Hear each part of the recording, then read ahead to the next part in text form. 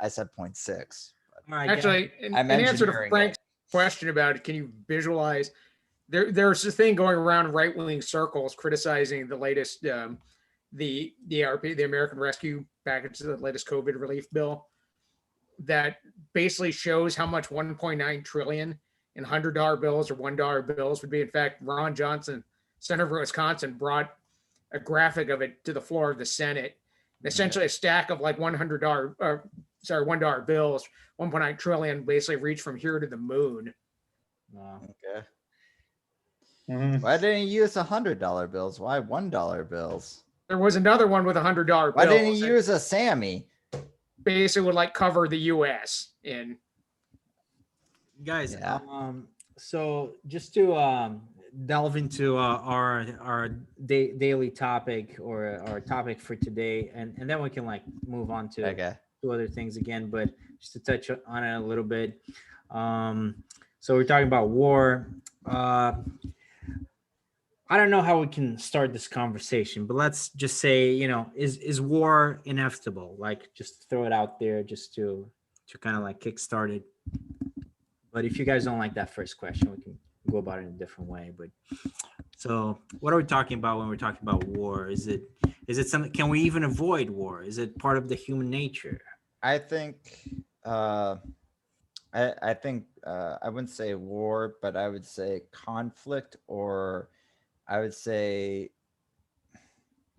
in any system that there exists at least two or more sufficiently complex systems, I will have differentiations between said systems. And those, if they are in proximity, they will be noticed by one another in operation. Does that make any sense? Well, yeah. So you're saying that it's kind of inevitable, right? I wouldn't In layman's or, terms. or but I would say conflict, or I would say Conflict. yeah, because war is pretty loaded. When we say war, we mean something pretty exact.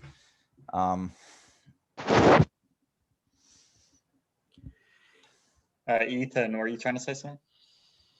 No. Yeah, I think, well, I mean, war is kind of a sophisticated, because when we talk about war, we talk about conflict in numbers. We talk about, because, when two guys get together and they have some sort of disagreement, it's natural for them to fight, especially if you go back enough time, when people didn't have. Hey, Michael, what's your Hello. favorite soda? Sprite, I guess. Yeah. Mine's Mountain Dew. What the fuck's wrong with you? Let's duke it out. Well, there you go, man. There you go. Exactly what I'm saying. So Of course, no, I could mean, also go, that's cool on you. it's Yeah. Especially yeah, people didn't have sophisticated forms of solving conflict or deterring other people. They didn't have, if we go all the way back to Hobbes' imaginary state of nature, it was, conflict was to a degree inevitable. Even today, if we go to like a frat party, conflict is inevitable, or a club, anywhere where there's lots of testosterone, right? So men are, I don't, and I don't want to put this entirely on men. This is just, I said complex systems, sufficiently complex systems. Humans qualify to me absolutely as sufficiently complex systems. But that's the difference I'm trying to establish. Actually, it's because I am taking into consideration what you said. So what you said is like different systems, and that can be like two different biological creatures. So two lions, they tend to go. They tend to establish an adversarial relationship, unless they're in the same pride and all that. But usually, when it's lions of the same stature, they're going to fight against each other, to establish domination. This is, I'm saying lions, but I could say a bunch of other different animals. But the man in particular, the human creature, we have this capacity to organize in numbers. Also we're pretty weak people. We're weak animals. So that's weak. How dare you? Well, I'm you're not gonna you're do not weak, sit-ups. Frank, but yeah, I don't do like all the physical exercise that you do. Like I'm not preparing for for the Olympics. But no, I mean in general, you can't compare a human even with the chimpanzee, and a chimpanzee is, obviously not one of the strongest animals out there. So we organize there, we put together, instead of one person, one man like myself, I'm gonna bring nine guys. We're gonna form a unit, 10 guys, and we're gonna fight against another unit, and that's war.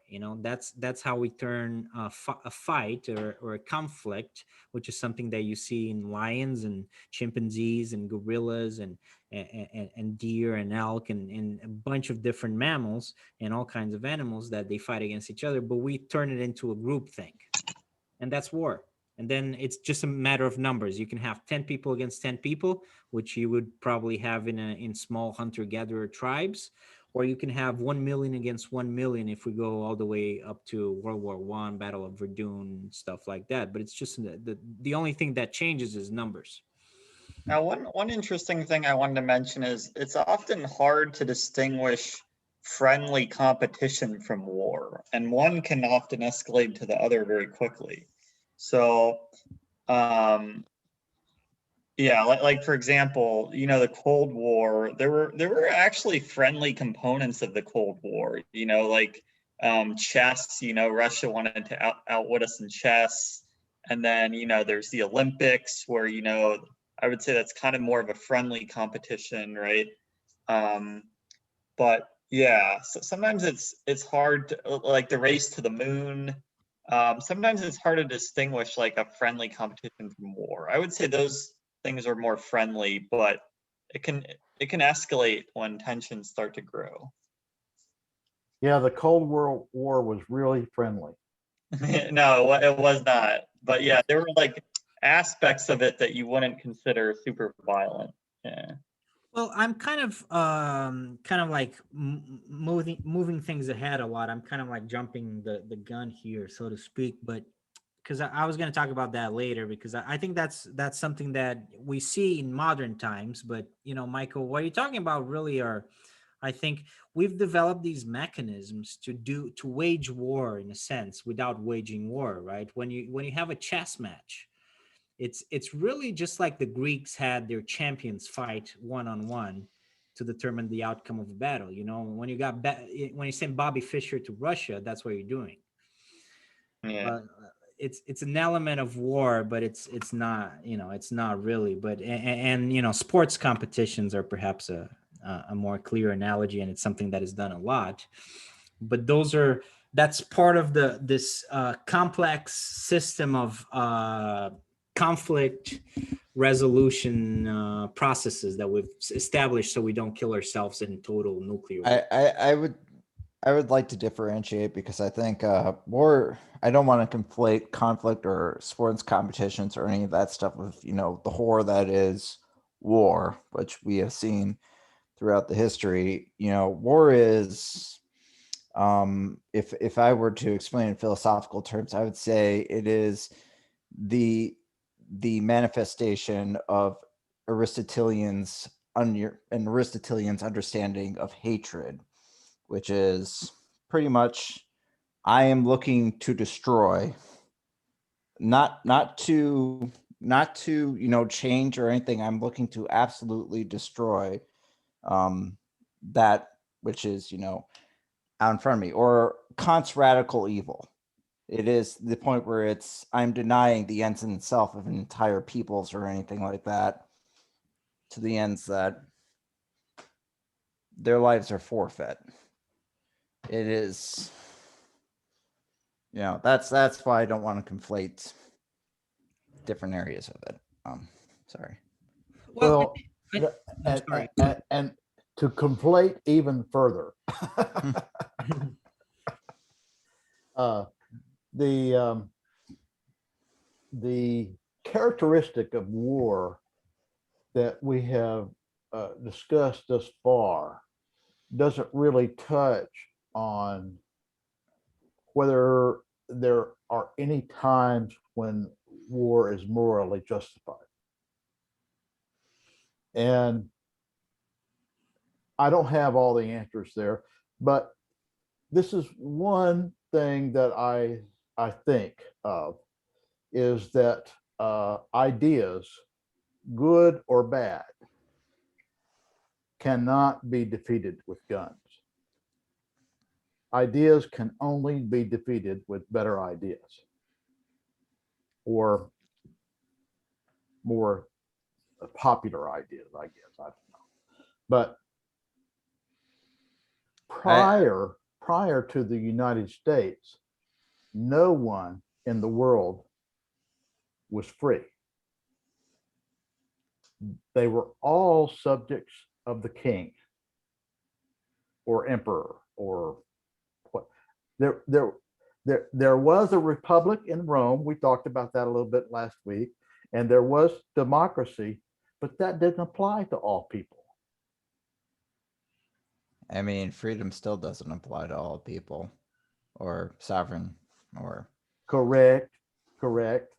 That doesn't. But you understand do you understand my point, or does that negate the Oh. point? There were utopian societies that pre-existed that were basically, I would not call the U.S. a utopian well, society. no, but saying if not having a monarchy or not having basic rules, there were experiments already Sorry, in I'm just- radical democracy, even back in medieval times. I mean, the West. I would not call the U.S. a radical democracy. No, I'm just saying though, if the argument of freedom is not being under a central authority or figure in terms of a king, no, there are plenty of examples in history prior to the U.S. Okay. I but think give what me the an example. I think the U.S. represented a very effective and efficacious revolutionary, a revolution, a very good example of a revolution, But I don't know. a Of a- military of a- warlike revolution. I don't know of a country or a society that lived in freedom prior to the United States. And if you know of one, tell me what Well, it was. I mean, How do we define freedom? Yeah. Yeah, I mean, I know this is hair splitting, but at this point, if we're going to say for well, all instances prior to Let me put it this way. We're splitting hairs at the atomic level. Do I you don't know think what it's atomic. I happens- think it's basic logic. Do you know what happens when you split an atom? well, I mean, I okay, think that's so false. so let's. I think there's a lot to be said there, David. I mean, I do. I don't know. I don't think democracy starts with the U.S. I mean, the U.S. kind of like picks up the trend that was. No, it You know, doesn't. abandoned a while ago, Democracy but- started in Athens, Yeah. but not all people could vote. No, but in the U.S., not all people could vote either. you yeah, know? the founding of the very few people could vote actually. Yeah, I mean, it's not. It wasn't. It was far from like for everybody. I mean, the American Revolutionary That- War was you waged are by. you are correct. You are correct. I'm not suggesting that all people can vote and all people that should vote can vote. Well, I mean, but it was a small More portion of people, the population. more people vote today than used to.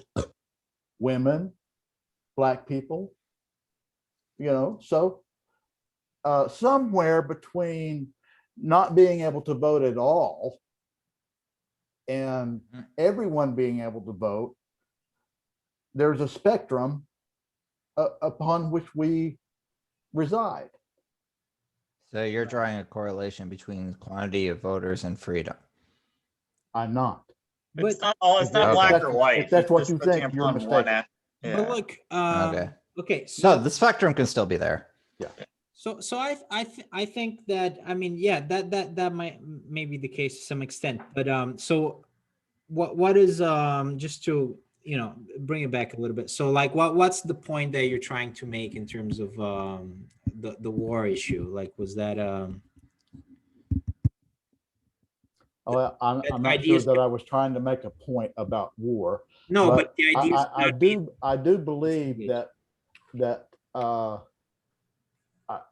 I was hoping we would get into a discussion of when war is morally justified. okay. Oh yeah. Right. I would actually say it depends on your moral standpoint. I mean, from a Kantian moral standpoint, you would get an obvious never, pretty much right out the bat. So in this case, like you're saying, the American Revolutionary War was justified because it brought freedom to the people, whereas before they didn't have that freedom. And Frank is here saying that no, war is never justified. So not even in the American Revolution. In a Kantian standpoint, it would be flat out. Okay, so Well, do you? I think the Revolutionary War was justified because the King of England issued a decree saying that the colonists could not provide things for themselves. They couldn't grow and build and manufacture things for themselves. They had to buy them from England. And in my opinion, that was wrong. It was wrong of him to do that. Okay, so you think there was a degree of tyranny there Yes, that had to be combated? yes. And now what's really interesting is like in the Declaration of Independence, they give like 25 different reasons, like a really long list of things that the king did. And it's really tricky to know when is that tipping point where like, I think the king tried to bribe judges, the king imposed all these extra like taxes unfairly on one group but not another. Like there was like at what point do you say that's the point, now we're justified, like is there a tipping point? Yeah. And Shashir, you may be correct that there may have been pockets of people who lived free in the past before the American Revolution. There were. But there was not a situation where there was a nation where the people, at least in principle, governed themselves. The people of the U.S. did not govern themselves. They have a republic. I'm not suggesting that they did. I'm saying in principle. Do you understand what I mean by in principle? What do you mean by in principle? Can you define? Like all men are created equal. So you're saying that a constitution didn't exist before the U.S.? The Constitution of the United States did not exist before the United States. Yes. Well, I think That's just a truism. I, U.S. Constitution did not exist before the U.S. Yeah, and but I mean, David, from a historical perspective, there were certainly democracies and republics before the United States. I mean, not the same, and not in the Americas, perhaps, but they existed. I mean, the U.S. It to a great degree borrowed some, many things from those democracies that came before. But okay, but I understand what you're saying, but what I'm talking about is when you have large swaths of the people who cannot vote. Only the elite can vote. That was true in the Republic, and that was true in Athens and the Athenian democracy. Unless you all know something different. well, but that's not different from the United States, David. That's my point. Absolutely, it's different from the United States. Well, There were whole classes of people who could not vote. well, Now, I know that some people are disenfranchised today and they can't vote properly in the United States. well, but you have to go but back. we don't say no women can vote. Well, you have to go back to the 1700s, and no, women could not vote. That was half of the population. Slaves couldn't vote. Slaves could not vote, which is And actually, there was a talk amongst the founding fathers that actually Yeah. only people who had property owners and There- people who there- had certain well, areas could There vote. is no Only question. land- not all European gentlemen could vote. descendants or Europeans Yes. could vote. Not all people of European ancestry could vote. I mean, I think at that time there were requirements of property. I'm almost certain. I'm not even remotely suggesting So it it was would- it was a that it was Opposite. perfect from the outset. but it was designed so that we could, But you Make a are more arguing perfect that we didn't have freedom, which you haven't defined yet, did not exist before the US. And you're making an argument for that based off of the US Constitution, which there were things likened to the US Constitution prior to the US Constitution. There were things like that in Rome. There were things that they had basic rights to citizens that they allotted. Ergo, I do not understand your argument. I'm trying to. okay, all right, let me put it this way. Do you think that the average citizen in Rome lived in freedom? What do you find as freedom? I'm happy with your definition. No, you are bringing out the premise. You need to have the definition.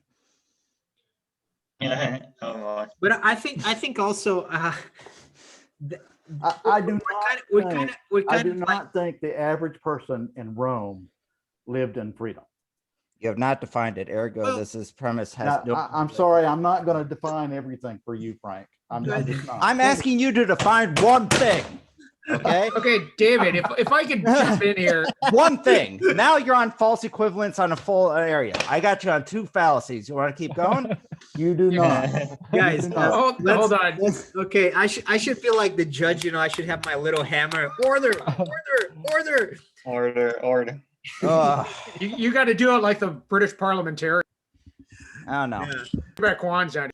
Look, Yeah, he stepped down. but look, Order! Order! order. Order! Order! Let's I don't. Yeah, I don't think freedom is black or white. I think it's a spectrum, and I think we could talk about what are some of the benefits that that the new system America had created. Yeah, like I don't. I kind of tend to resist binaries. Like people weren't free and then they were free, but we can talk about what were the benefits of this new system of government. What did it bring? What new value did it bring? I guess. Well, yeah, and let me further narrow it down. And Yeah. one freedom, the freedom of speech. Did that exist in ancient Rome? Was something equivalent? Yes, to it, and- I believe. Hold on. David, if I can jump in, I think what you're, and you can tell me if I'm off base here, but I think what you're saying is that the U.S. was the first nation to be founded on a philosophical principle. I mean, yes, the Roman Republic was, and the Athenian democracy, they weren't necessarily founded on the philosophical principles. They just kind of adopted those philosophical principles, whereas they were founded based on, like most nation states, as based on a geography and not on philosophical ideas. Is that kind of what you're saying? I don't know how. No. It's close, but it's not. Okay, sorry. No, what I'm trying to say is, although imperfect, at least it set the path towards an idea that people could govern themselves.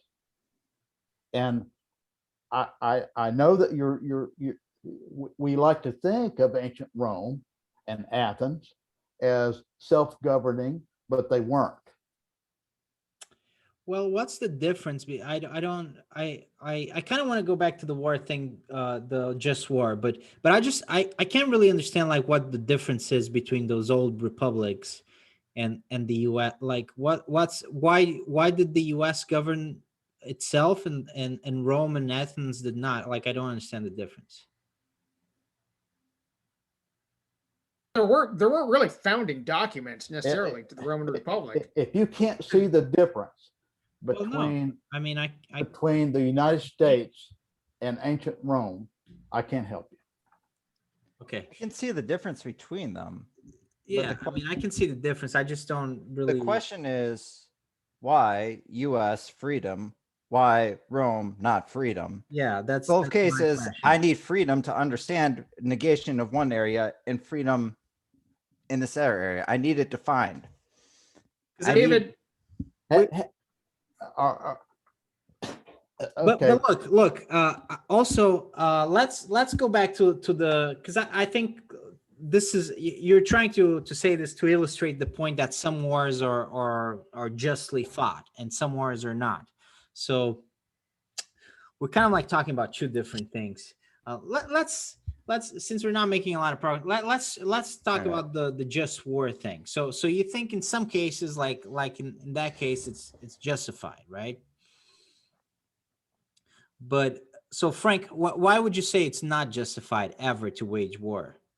It's not justified in a Kantian construct because the basic one of the basic principles is treat other as an end in themselves and act on the action that you or the axiom that would be universal.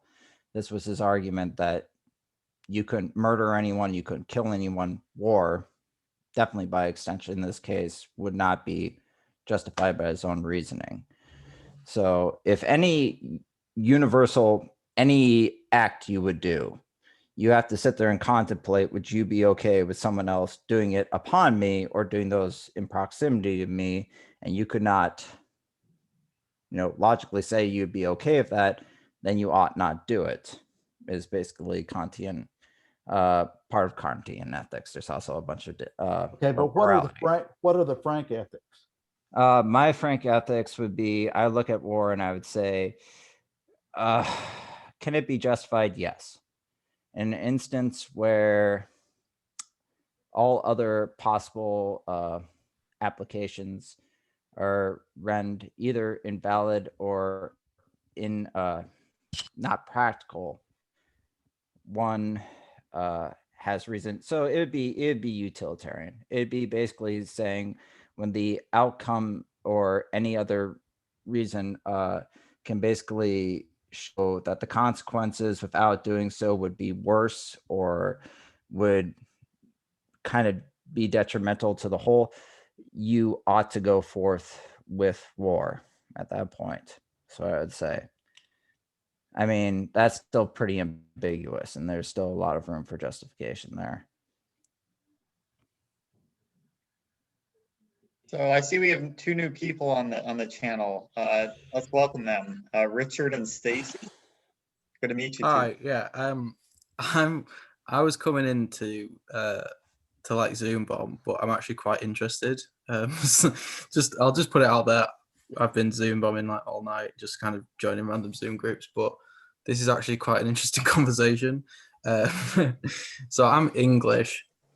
Yeah, I was about to ask. How can Yeah, you so we've find just like been a on- different Zoom group and just joined in? That's pretty cool. Yeah, like yeah, we just kind of joined them and caused a load of chaos. But yeah, yours actually seemed quite interesting. So I was like, you know what, I'm not. We have plenty of chaos.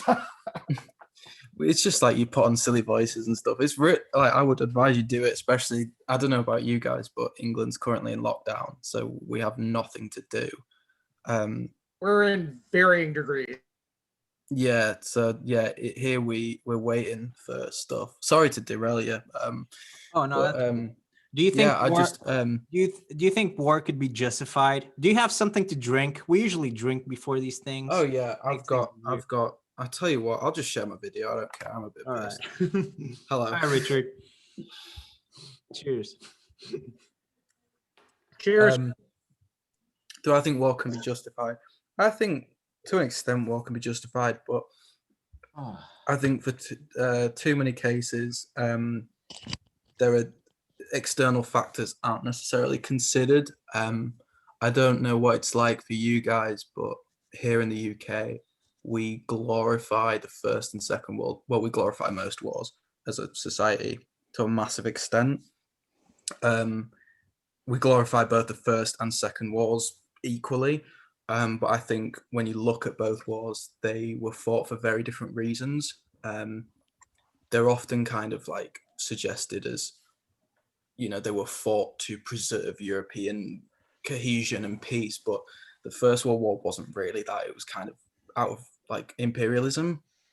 Yeah, And- nobody really knows why World War One even happened, right? I mean, it was kind of like it's ridiculous. I mean, massive fuck up. Yeah, and if you look at like the tactics used, a lot of men died for no reason. I don't know if you know, but like it's not really talked about here, but the British had orders to walk towards enemy fire, Yeah.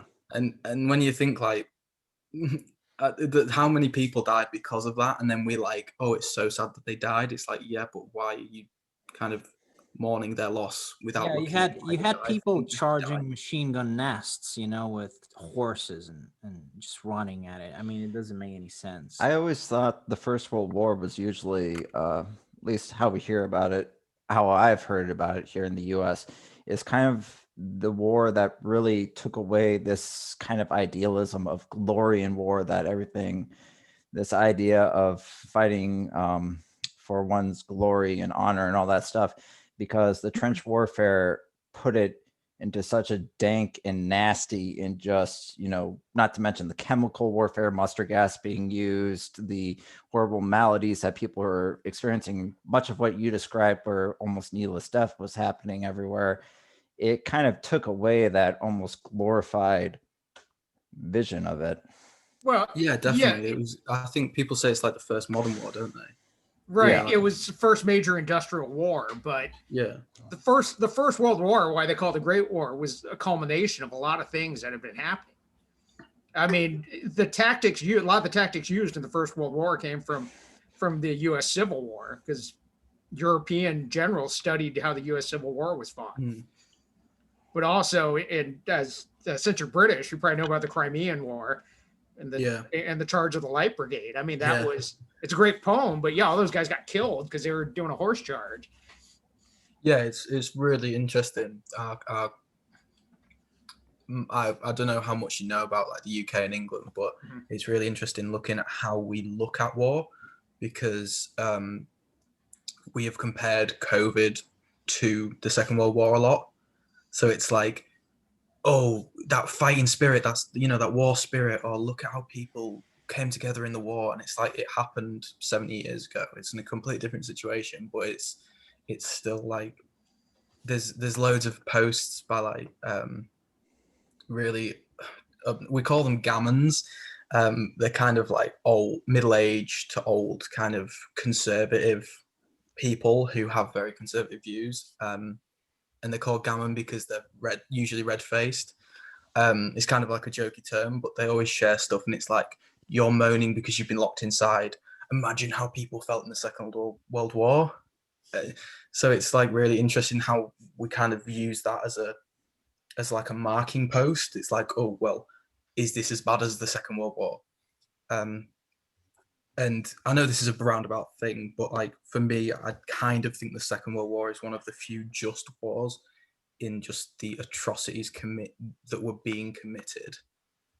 Well, heck, we're still fighting the U.S. Civil War, or I should say the war between the states. Or since I'm a Texan, the War of Northern Aggression.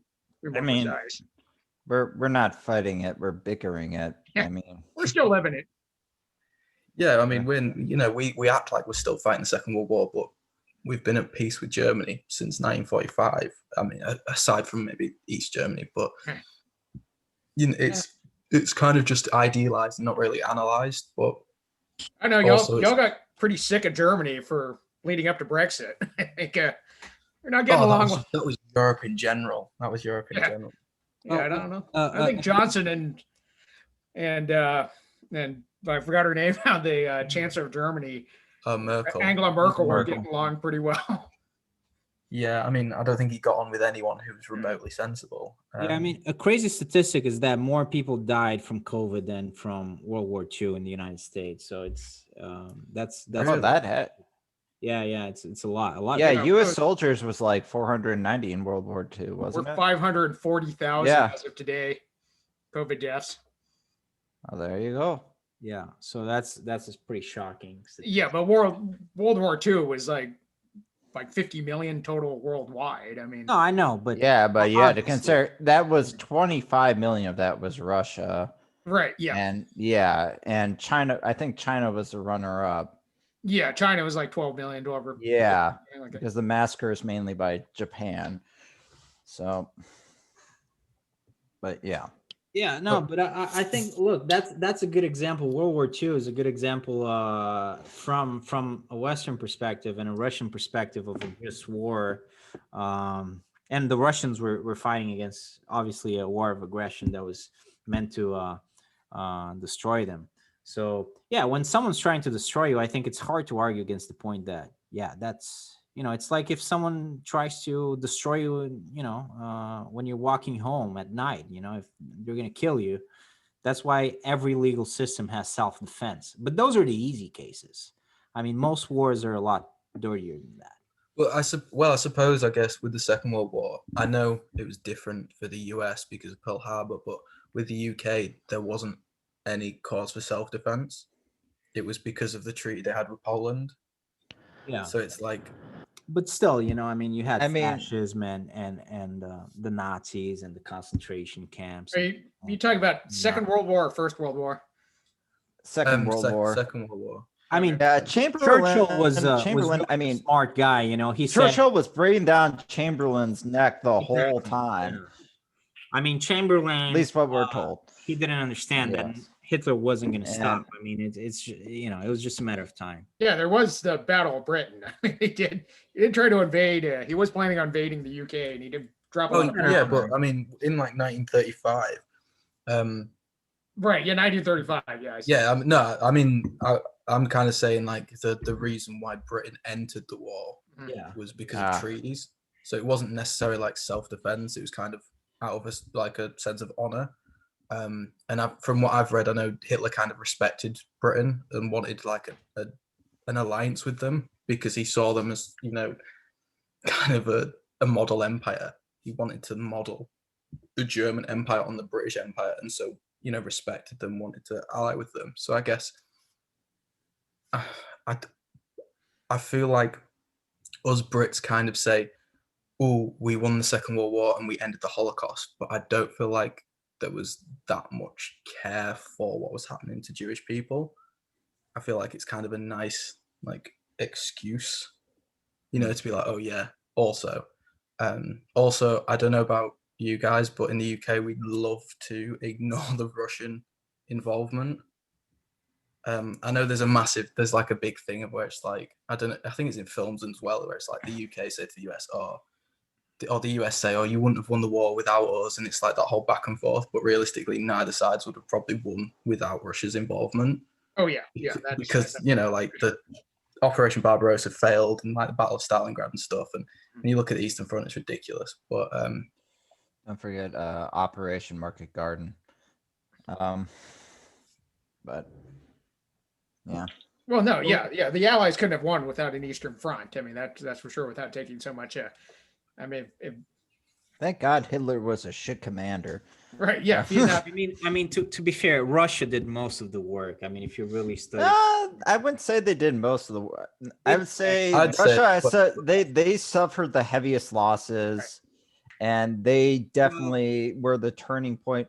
Hitler, actually, the funny thing is, I think the Germans did most of the work in bringing about their own defeat because they didn't Yeah. learn jack shit from Napoleon. Hitler opened the Eastern Front.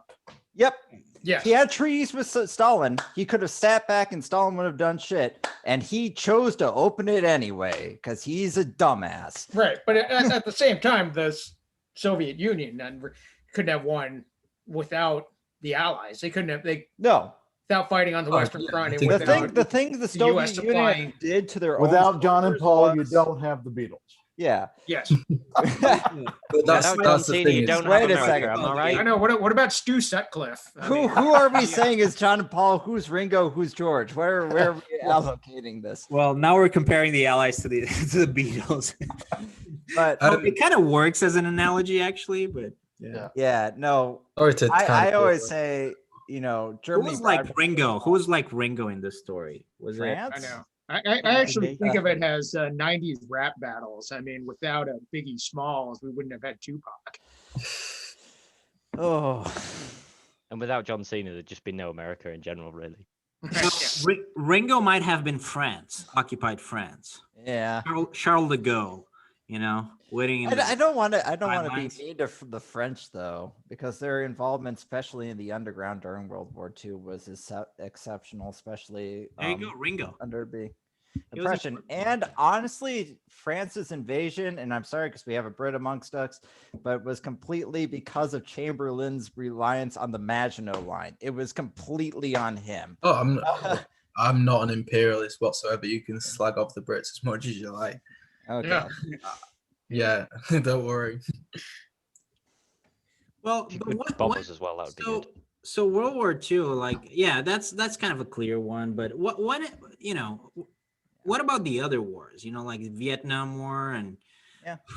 pretty much every other war fought by mankind. I mean, it's not usually self-defense, really, just self-defense. You know, like there's more stuff going into it.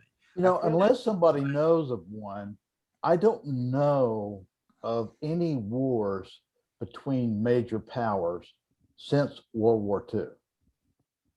I don't think there have been any really. Well, there's one thing called the atomic bomb that makes things complicated.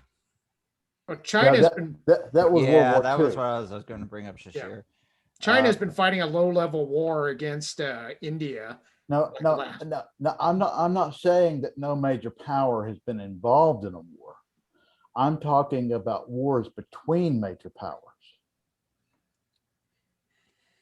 Well, an all-out war. No, yeah, that the Yeah. nuclear mutually assured destruction has been actually very good for preventing an all-out war. But if there was MAD, then we would not be. Ergo, we cannot identify MAD. Yeah, I wanted to Are we in say, the best of all possible worlds? I wanted to touch upon this. I feel like there's definitely a poker element to war where you don't want to go to war, but you want to make your enemies think you're going to go to war with them so that they will comply with what you want. And this happens all the time. So like sometimes a country will go to war just to show, hey, we can do it if you get on our bad side, you know? So there's a lot of poker, and I feel like that sort of complicates the question of when is it just to go to war. Well, it's like Andrew Wiggins in a fight. He said, and he's a fictional character, but he said, No, he's I a did- basketball player. no, he's Ender's Game. Orson Scott Card.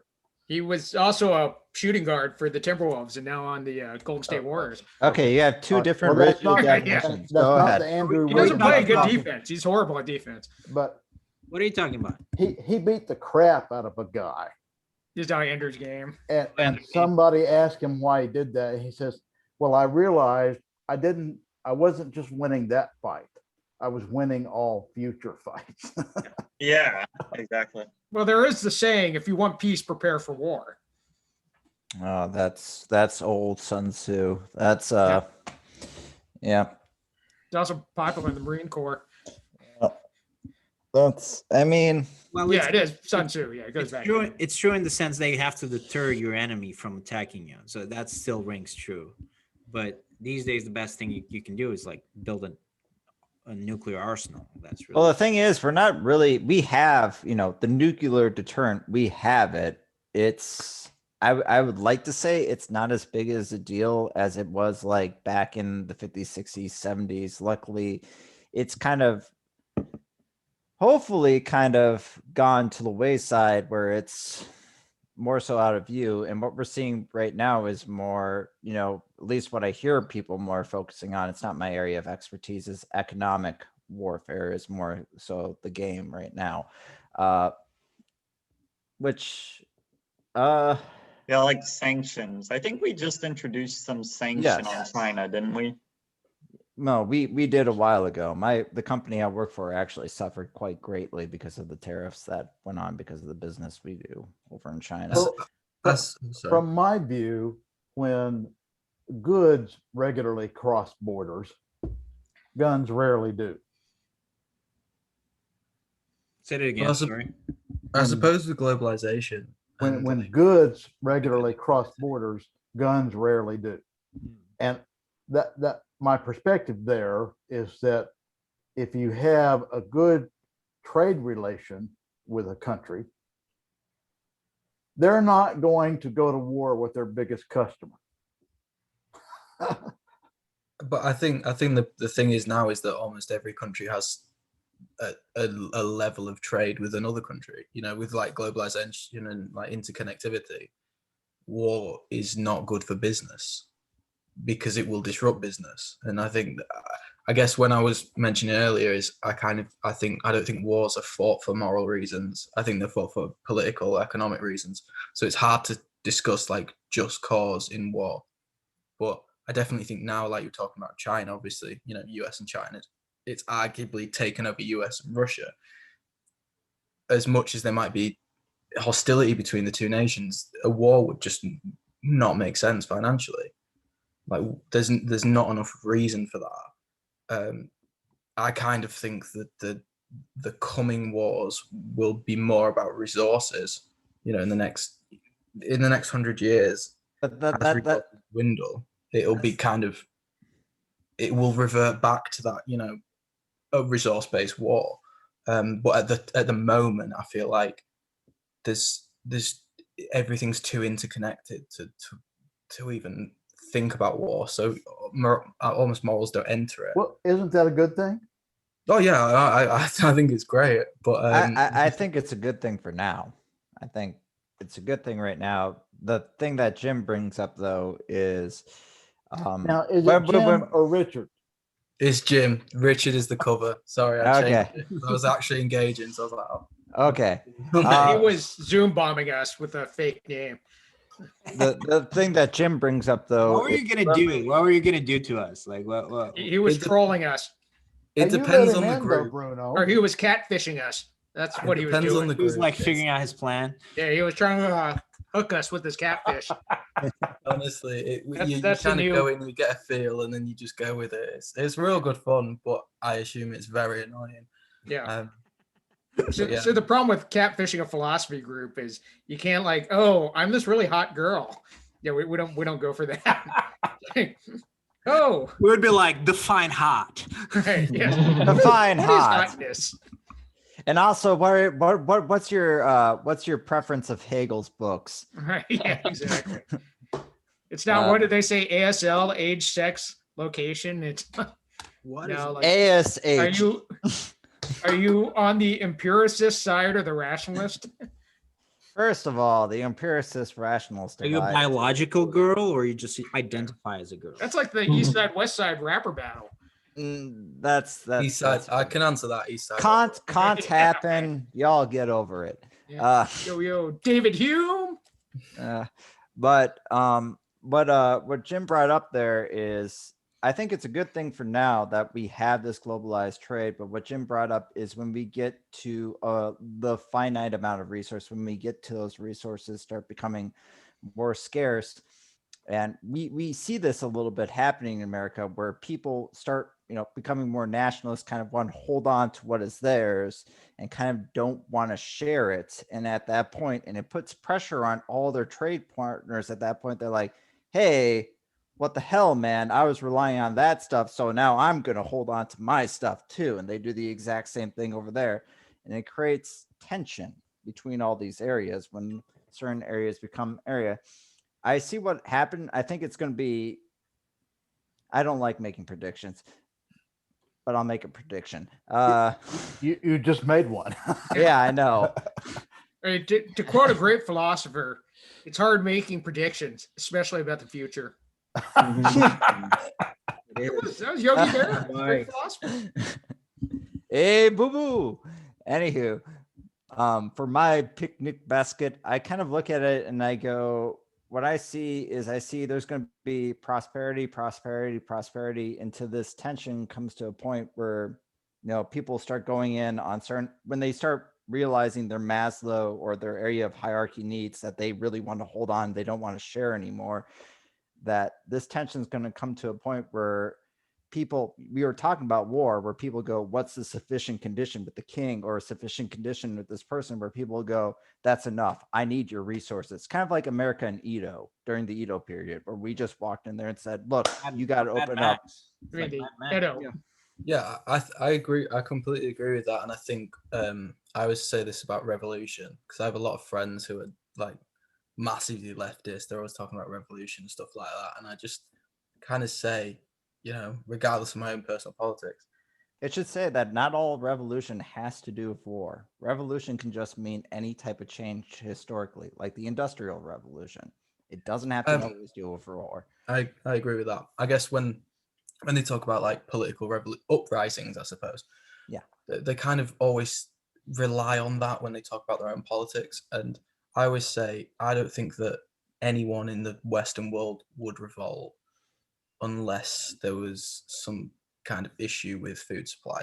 I genuinely think when it comes to stuff like that, it's always about food. People. I also think. Sorry, go ahead, Jim. I was just gonna say, people nowadays, they're so content. Human civilizations have like progressed to the point now where we, you know, I mean, I was reading the other day that about like the Vikings in England, and the life expectancy was 21. Now our life expectancy is 80. You know, people don't care enough now because they're content, because you can have a TV, you can have a car, you can have your food, you don't have worries. So why would someone go out on the streets and rebel? We And Jeff- live like Capitol riot. kings. and you know, like I what we're saying about like the resource rights. That's when things will happen, when people's lives start changing. Right now, we're all very content. We're all very happy with the way things are. Things don't need to change because for the vast majority, revolution offers too much uncertainty. It's when Yeah. food starts running out, water starts running out. That's when people go, hang on a minute. or a You know, virus happens. I think like eventually it went to Cold War, and I think it might go into these where hacking happens and they destroy our infrastructure. Like I don't know if you know in Jim, but in Texas, the power went out and that created a lot of issues. Now I imagine kind of saw if, things. imagine if that happened nationwide, if China, I guess, China or any country was able to hack our system, and so what would happen there? Yeah, it's that's what we call cyber warfare, isn't it? Yeah, that is cyber warfare. Yeah, Yeah, it's a I big think thing. we will head more towards that because not like countries don't want to see their soldiers go to war, but they still want the benefits of war. They still want to keep that. So it's a delicate balance. And what you could do is you could have destroy their economy by slowing it down, by hacking stuff, by stealing their IPs. Although I'm going to take a counter position, as I often do, is that we're actually seeing, even here in Western countries, we are seeing conflict rising. I mean, on January 6th, we had a bunch of people storm the U.S. Capitol. I mean, and in the UK, you've had, weren't there's some kind of somewhat protests got kind of violent last week over the killing of that woman. I mean, there's been. So people could just. How many of those people do you think will actually get into a war? Like these people, maybe especially the people that stormed the Capitol, they're middle-aged, right? Do you really think that they're gonna completely shift gears and go into this like a military state of mind where they're gonna have conflict with the U.S. government? They're gonna camp out. They're gonna change everything. Like these people are grandmas and grandpas, and they it's just hard. Yeah. I think. Well, a lot of them were completely out of touch with what reality was as well. I mean, when they're talking to these people, they're surprised that they're being arrested. Yeah. They don't understand. They're pretty dumb individuals for the most part, or indoctrinated. I mean, a lot of them that didn't really realize what they're getting themselves into. Yeah, I suppose to offer the UK perspective, I appreciate the comparison, but it is also very different. From what I understand, the Capitol protesters, it was kind of like I don't know, I guess, a way of saying, oh, we're not happy that Trump's going out of office. I haven't really looked into it, but I know it was kind of like a expression of kind of right-wing aggression. Yeah. Whereas the protests recently about this woman, they weren't actually protests. It was a vigil. They were, well, I suppose they were protests, but it was meant to be like a peaceful vigil. And then the police got involved and it became almost bordering on riots. And then I don't know if you've you've seen, but the UK government are passing some very well. They've passed some very dangerous looking laws where it's kind of saying if someone takes issue with a protest, you can be imprisoned for taking part in that protest. You know, for an example, a city that I live near, Hull. They have the football club there have a owner that they hate, and someone put a tweet out and it said, if we protest and about the owner of that club saying, By the way, "We don't Jim, just I don't know if you know, but we do like stream this to YouTube at some point, you know. So I We're don't, live. yeah, I don't Yes. want you to Oh, say anything oh. that you don't want people. Like we're a very how you small found it, channel, you'll like get me in nobody trouble. watches this, but I just want to, you know. Oh, that's Before fine. you incriminate yourself, just Yeah, keep in yeah. mind, yes. No, I don't Oh, think I you wouldn't will. say- I don't I think you will say anything that you don't want to, because you're like you're pretty well spoken and you're saying very logical things. But just so you know. Oh yeah, no, I know that's fine. I'm sure. Now, I'm sure Jim, if someone, Who was if saying someone wants to illogical find things? dirt I was on me- out for a minute. Yeah, because we have like this small philosophy channel on YouTube. Jim, Oh, I that's do, fine. I'm sure if someone wanted to find dirt on me, they'd find better stuff than what I'm Yeah. saying right now. You I know? I do have one question. And maybe you can help me because you live there. But Okay. is there a portion of the legislature that is not elected at all? Yeah, the House of Lords. Yep. So we have it actually frustrates me because I feel like the US government is better organized because you have like what the legislature, the executive, and what's the third? Judicial.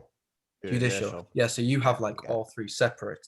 But our legislature is the House of Commons and our executive Mhm. is the House of Lords, I believe. Not the I prime think it's minister? the prime minister. I think it's the executive would be the prime minister, if I'm not mistaken. Yeah, I suppose. Yeah, the cabinet. Yeah, the Yeah, cabinet. the US actually, I think it's largely modeled after the British in the sense that it has two chambers, the Congress, because But both have ours two is chambers. the roles are kind of Yeah, but in the US they're all messed up. elected. But whereas- yeah, so the House of Commons is elected. It's MPs. So Yeah. you know, it's the country segregated into parts. You vote for a party. The party's elected. It's an MP.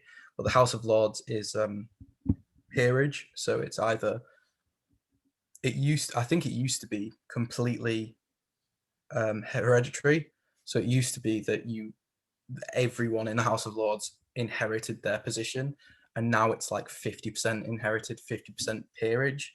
So it's still not voted for, but now 50% of the people inherit their positions, and 50% of the people are given their positions by, I can't remember if it's the Queen or the Parliament.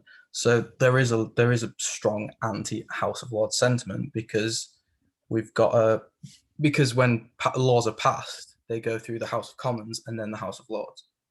So it's like, okay, so we'll elect people in, and they'll vote on these laws, but then it's taken to another chamber who we don't elect, who will eventually have the say. So it's really messed up, and it kind But of now, links with. You, I'm sure you've seen loads of royal family stuff recently in the news, and it's oh just yeah. it's ridiculous. It's a ridiculous. I live in a ridiculous country. It's Now, so backwards. Do you guys have a state religion?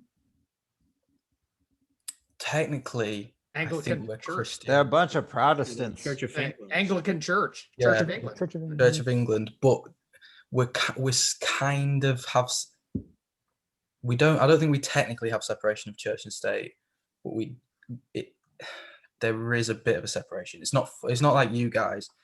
I remember watching a really good documentary called Hell Satan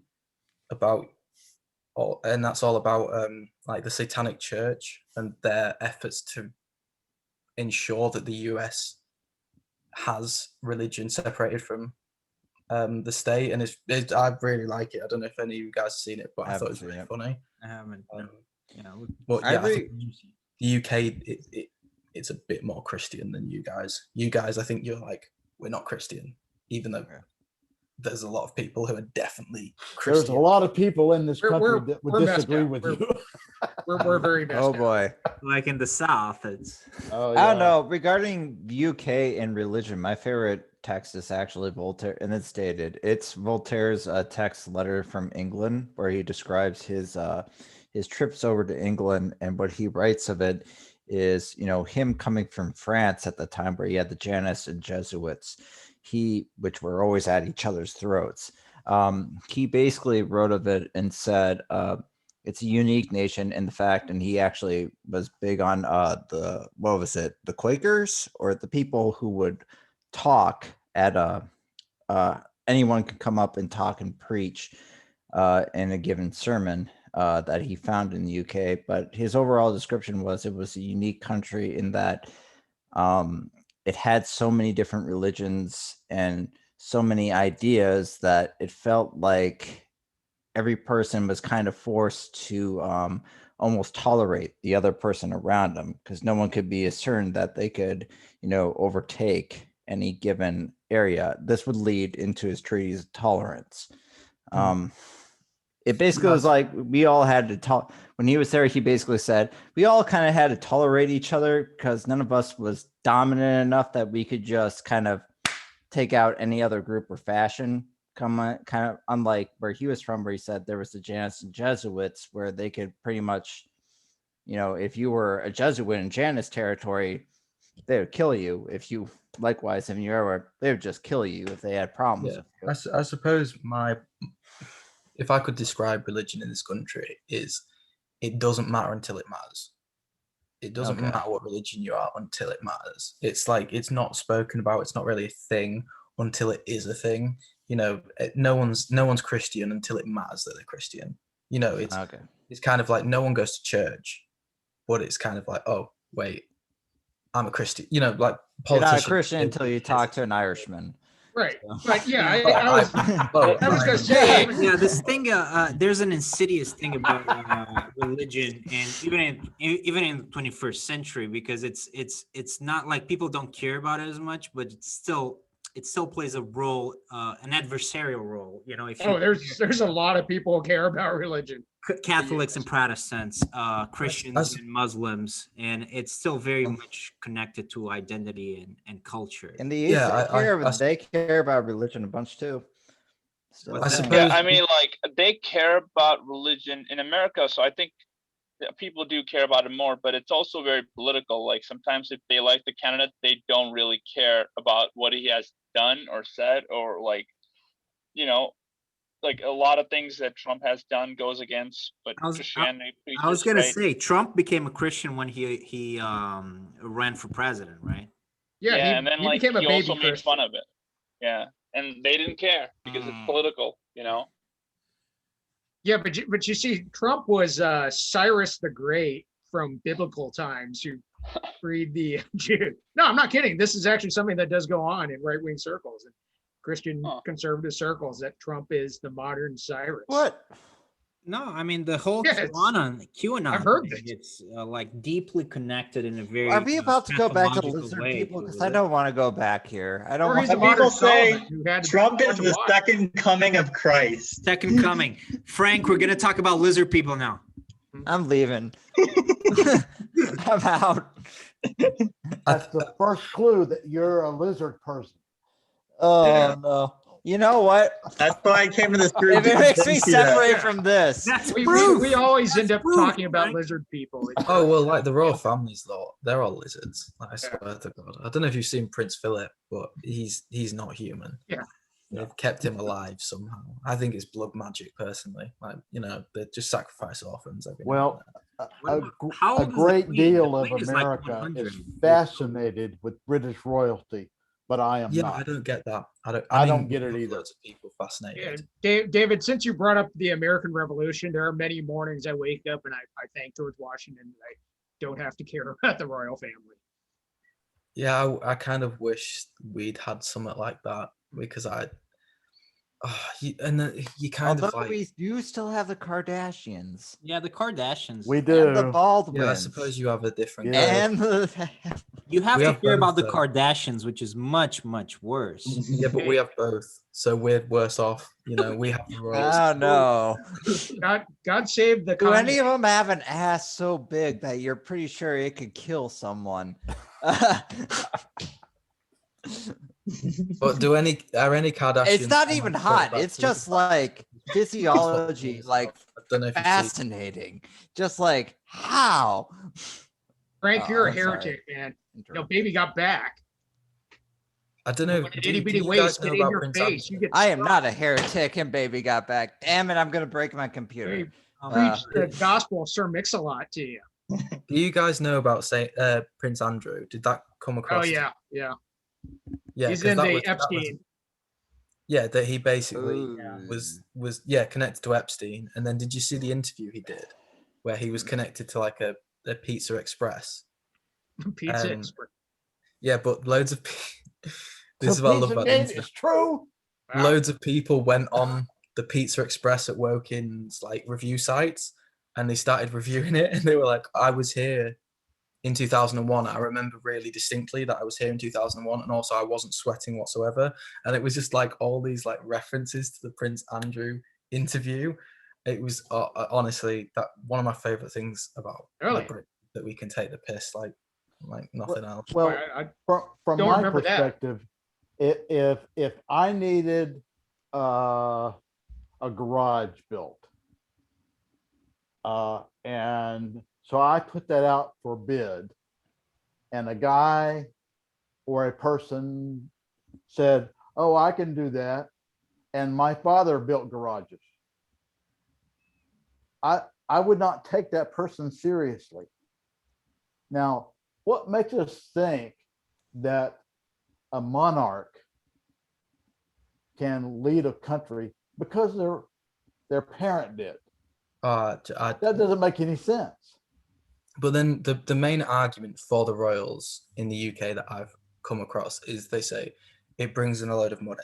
They're like, if we didn't have the royals, people wouldn't come and visit the UK. And I just think, well, that's not true. Of course, people visit the UK. There's a lot of like disputing facts and figures. I don't think they bring enough money. I don't think you can measure how much money the royals bring in. It comes down to this. I don't know if you know, but the British are still very proud of their empire, regardless of the horrors that the British Empire committed. You know, Was the largest empire known to man.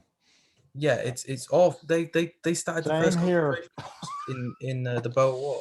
You know, but people, you know, it's somewhat ridiculous. So many people are proud of the British Empire, and they don't realize that the British Empire was built on white supremacy, basically. And they're kind of like, "Oh, I'm proud to.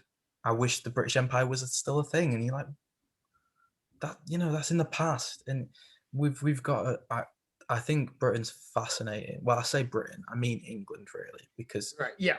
nations that don't You're want to. not talking about the Welsh, and the Scots don't want to be part of it. Oh, I always give the Welsh. The shit. I'm Irish not a are Welsh shaking their person. fist at you. Yeah. Oh yeah, the Scottish hate us. The Right. Irish hate us. The Welsh say they hate us, but they don't. Whenever I meet a Welsh person and I'm drunk, I always give them a lot of shit. Like, That "You always never helps, properly right? rebelled against us." Except some of the most pro-British people I've met were some Northern Irish Protestants. Those guys. Oh, love dear you guys. God. Those guys are. Yeah, Yeah. they're Oh a dear funny- God. Yeah. they're a funny one. Yeah, That- those guys in the DUP love. They love being British. Oh yeah, they also hate abortion. Yeah. Yep, they do. Yes. Yeah. Oh, Yes, so Texas, yeah, Ireland is the I feel South close of to it, America. one of my favorite moments was when I was at my first year of uni was the 2017 election, and my mate who I lived with was Northern Irish, and in the 2017 election, the DUP became prominent because Yep. they won enough votes to sway Parliament, and he was just sat there. We were up till like 3 a.m. watching it, pissed, and he was just kind of just doing this running commentary on the DUP, and he was just saying, you know, oh, I'm a bigoted bastard, I'm this, I'm that, and it was just like he was just proper going off at the DUP, and we had no clue because we didn't know who the DUP were because they didn't matter, you know, and suddenly it was like, oh, the DUP, and he was just saying they're just awful, they're ultra right wing, they're conservative, they're just stupid, and then he was talking about the head of the DUP. They've had loads of controversy about like this kind of insider trading thing or something. So yeah, British politics in general is not nice to be involved in. I'm sure it's really interesting to look at. Well, but- you get to see our politics, so I mean it's Yeah, I mean, yeah, we another great thing about Britain is everyone kind of looks at the US and goes, oh, we're not as bad as that. And it just kind of absolves us somehow. You know, it's like It doesn't. no, not all, but you know, like especially I'm not as racism. bad as Charles Manson. Well, Are you sure, David? Always like, you know, they'll say, you know, Well, they'll well, be a good in analogy is America. when you have the one sibling who's a huge fuck up, and me being the youngest, I get to see this all the time, and you don't get to look at them and go, "Oh, at least I'm not as bad as them, so it doesn't matter what I do." And it's like, it still matters what you do. Oh yeah, no, see, Not we as don't have that attitude here. It's kind of like, well, you know, our police officers don't, you know, shoot black people regularly, and it's like, but they do commit crimes. It's like, no, we're not the US. You know, it's like, oh, we're not the US. It's like, oh, we're not as racist as them, but it's like, but we are. It's just different. The Well- racism is less overt. It's, you know, people. I think because the UK see the US as very extreme, because I think it's such a big country, and there's such. I do think it's. I don't know how to describe it, but I think the UK is almost mild-mannered. So they look at the US and they go, "Oh, they're so extreme. They're so over the top. We're so much better than that." And it's like, yeah, but we're kind of like repressed. You know, the US, you've got these like ridiculous, you know, Fox and Friends and stuff like that, where you've got these crazy people on TV and they're kind of saying all this stuff. And the UK goes, we'd never be like that. And then you go on TV and you've got people who are kind of like that. But they're not Piers as Morgan walked off Oh, the yeah, set. yeah, perfect example. But I feel like he's just copying off Fox News. He's Oh, he taking was, yeah, I guess. all the clickbait and going, right, I'll do my own thing. But because he's not as inflammatory, say, as the US, it's kind of like, oh, well, we're not as bad. But it's like, but we are, you know, we're Well, you bring up a very good point, and the example that I often think of is like the Civil Rights Act of 1964. That was a good thing, and sometimes we need laws, but in reality, laws are not. They don't change people's minds. definitely. What needs changing is people's minds. They need to be persuaded. And laws don't do that. But we always have to do that if we want to succeed. And so oftentimes in the United States, not all the time, but oftentimes, often enough to merit consideration, people think that if they can get a law passed, that's it. But that's not it. You No. still have to persuade. Yeah, laws can be effective though, not in the short run. They might not change people's mind in the short run, but if you're forcing people to abide by that over time, it can affect what people actually believe. Yeah. But I I do, agree. with the UK, I do think it's really interesting comparing them with like civil rights, because close example is like the ending of slavery. We have William Wilberforce, who's, you know, notorious anti-slavery campaigner. I always find it funny that everyone applauds William Wilberforce, but doesn't look at the fact that he had opposition. You know, it's like, oh, William Wilberforce was great because he was, you know, he opposed slavery. It's like, yeah, but who are the people who opposed him? He was fighting an uphill battle against all of these slave owners and stuff like that. But then also, I think it's interesting to look at the US versus the UK, because the US had slavery in its backyard. It had it in the South. The UK didn't engage directly with slavery. It was kind of out there. So whenever we see examples of slavery, it's always the US. It's never in UK colonies. It's never in, Jamaica and stuff like that. When we watch 12 Years a Slave, we watch Django, we watch these films about slavery. It's always the US. Oh, the US, their attitudes to slavery or the Civil War, all this doesn't look at the UK's role in slavery. And Well, I think I understand that, but it's also my understanding that when slavery started here, we were still part of England. yeah, but that's not acknowledged. The way honestly, it's so interesting looking at the UK's attitudes to its own history. It's literally cherry picking constantly. Yeah, it was far away in the colonies, but it was not actually, England, Britain. It wasn't. It was far Yeah, away. it was at arm's length. It was at arm's length, so when it ended, Good point. Yeah. there wasn't really they didn't have to deal with it because it wasn't in their territory. It was away, and that, with the Commonwealth and stuff like that, it was always, it was very easy to kind of, I suppose it's like if you're like a drug lord. Yeah, it's almost like I didn't do it, That Yeah, never if you're a drug Yeah, lord I and didn't all do your it. drug runners get caught in a different town, it's like, well, I didn't get caught. Yeah, They someone got else it doesn't got caught. matter. Yeah. They're working for you. If you don't get caught, it's like, well, they can deal with that. I'm okay.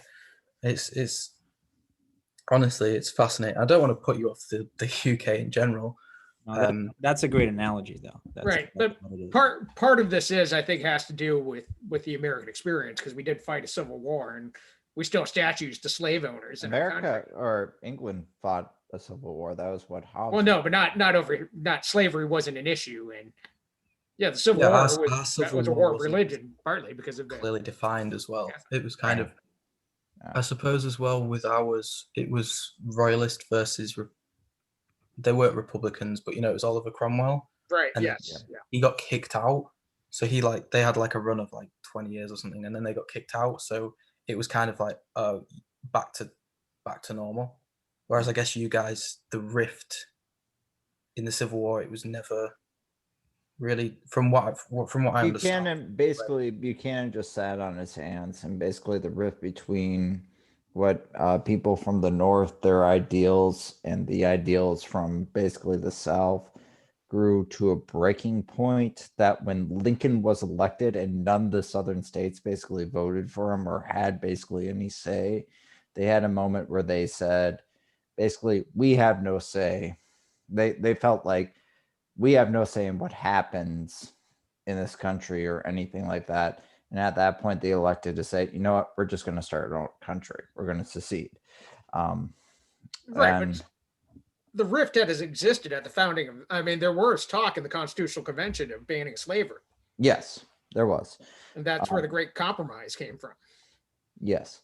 I mean, it was left even over- amongst the founding fathers, you did have people like Hamilton who were Right. outright outspoken against and did not own slaves. They would not partake in it. Right, but you had several founding fathers who did. And Yes, you had ones who felt guilty about it, and then ones who were perfectly that fine would with be it. Jefferson felt Right. guilty about, but he sure as shit had slaves. Oh, Vladimir is actually joining us. Oh, there- It's really late. Our friend from Russia. yeah. Um, So we have the US, the UK, Russia, We should we hear need a about German. North Carolina. North Carolina. We have the South. That's the U.S. Even though I live in a Union state, I'm still a Southerner. So I'll be back. You're from Texas. I mean, Texas is the most polarized goddamn No, we- state I've ever been to. we I we mean, fought 2 civil wars in Texas. We fought Yeah. against the Mexicans, and we fought for the South. Yeah, I've Houston and Dallas are blue as shit, and then the minute you go out of them, it is see That's what I've Yeah, well, Dallas kind sucks. of Yeah. engaged with. Vladimir, That's because I'm from Whoa. Houston. what happened? Yeah. You slapped Well, in. Yeah, can I just like ask this? So, growing up, you're always in the UK. It's always like tech. Well, you think the American South, there's a certain thing of like Republicans, gun crazy kind of. And Texas is like the prime example. I guess from Simpsons, like the Simpsons is a big thing here as much Yep. as I assume it's there. And you've got like the gun-toting Texan. But then, like as I grew up, it was like I started looking into American culture and stuff, and it was saying you've got these really cosmopolitan, liberal strongholds in like Dallas, Houston, Austin, and then it's like it's blue, and as soon as you come out of there, it's red. Is that like accurate? That's very accurate. Yes. That's I'll tell you this. common for- Harris that's County. common Where are for you from, almost all Sashir? the US. Are you Houston. from Houston? Harris County, where Houston's located, is actually the most diverse county in the U.S. What in terms of politics or like a demographic? Has in terms of demographics. Really? Yes, which does translate into politics. I mean, it is very blue. And here's another thing: like a place like Minnesota is very liberal, but they're also pro-gun, mostly because they hunt. There's also Minneapolis and St. Paul, Duluth and Grand Marais are liberal. I mean, the minute you go Yeah. outside any of the big cities, I will say Yeah. red Minnesota is about as red as you can fucking get. Oh yeah. yeah. So- Yeah, I live in Apple Valley now, and it's not so liberal anymore. Yeah, but we Yeah. forget Michelle Bachmann You was, Yeah, Yeah. just north never of us. forget her. Yeah, she was the. I got family who lives in red Minnesota, and I go to visit them in the old pole barn. They got a Confederate flag Oh yeah. up and the whole shit, the 9 yards, buddy. Wow, that's so stupid though. Like people in the North having the Confederate flag is just idiocy. It makes no sense. I'm not arguing with you. No, I know you're not. But because you're a smart guy. It's just it's ridiculous. No, I had this argument with a friend of mine who lives in Stacy, Minnesota. It's basically a flag for slavery at that point. Yeah. I had an argument who was complaining about how they were trying to cancel his culture by tearing down Confederate statues and not letting the Confederate flag flown. You kind of get his politics. I'm not gonna. But anyway, I had to tell him I've got more right to that because Minnesota was the first state that volunteered to fight for the Union, whereas Texas was a Southern state. I mean, I have more claim to the Confederate flag than Sure, yeah. somebody from Minnesota. Vladimir, on the other hand, you look like Jesus tonight. I feel like you Looks like said that Jesus. before. What happened, Vladimir? Did you sleep in? Oh dear. I think you are sorely mistaken, Bruno. What? by What happened? 5 a.m. And Oh, we can't hear you. hello, Hello. do you hear me now? Yep. So I thought like last time we said we start at 6 according to your time, and somehow The time changed, and it was what's time in your location now? because now it's 9 here. We started at 7, so we started one hour later. But the time also changed in the U.S. So 9. Yeah, it's Okay, it's changed in a different. Well, it's changed 1 hour in a different.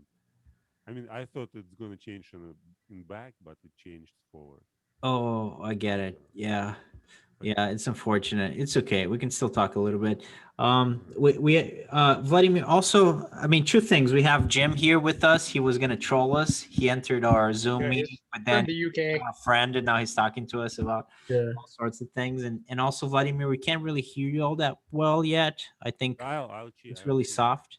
Yeah, I'll change my settings. So Was yeah. Vladimir the one who brought up the topic? Of The war? war topic. Yeah, we can go back to war just a little bit. Oh. Who? Vladimir, you whenever you fix your microphone, tell us what you want to talk about war.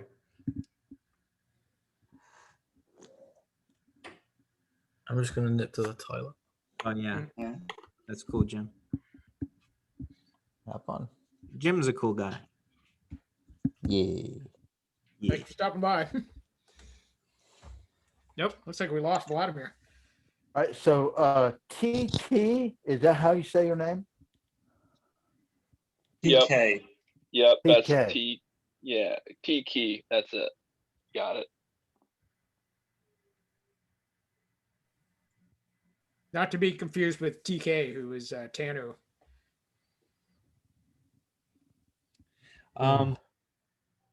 Yeah, Vladimir, can you hear us?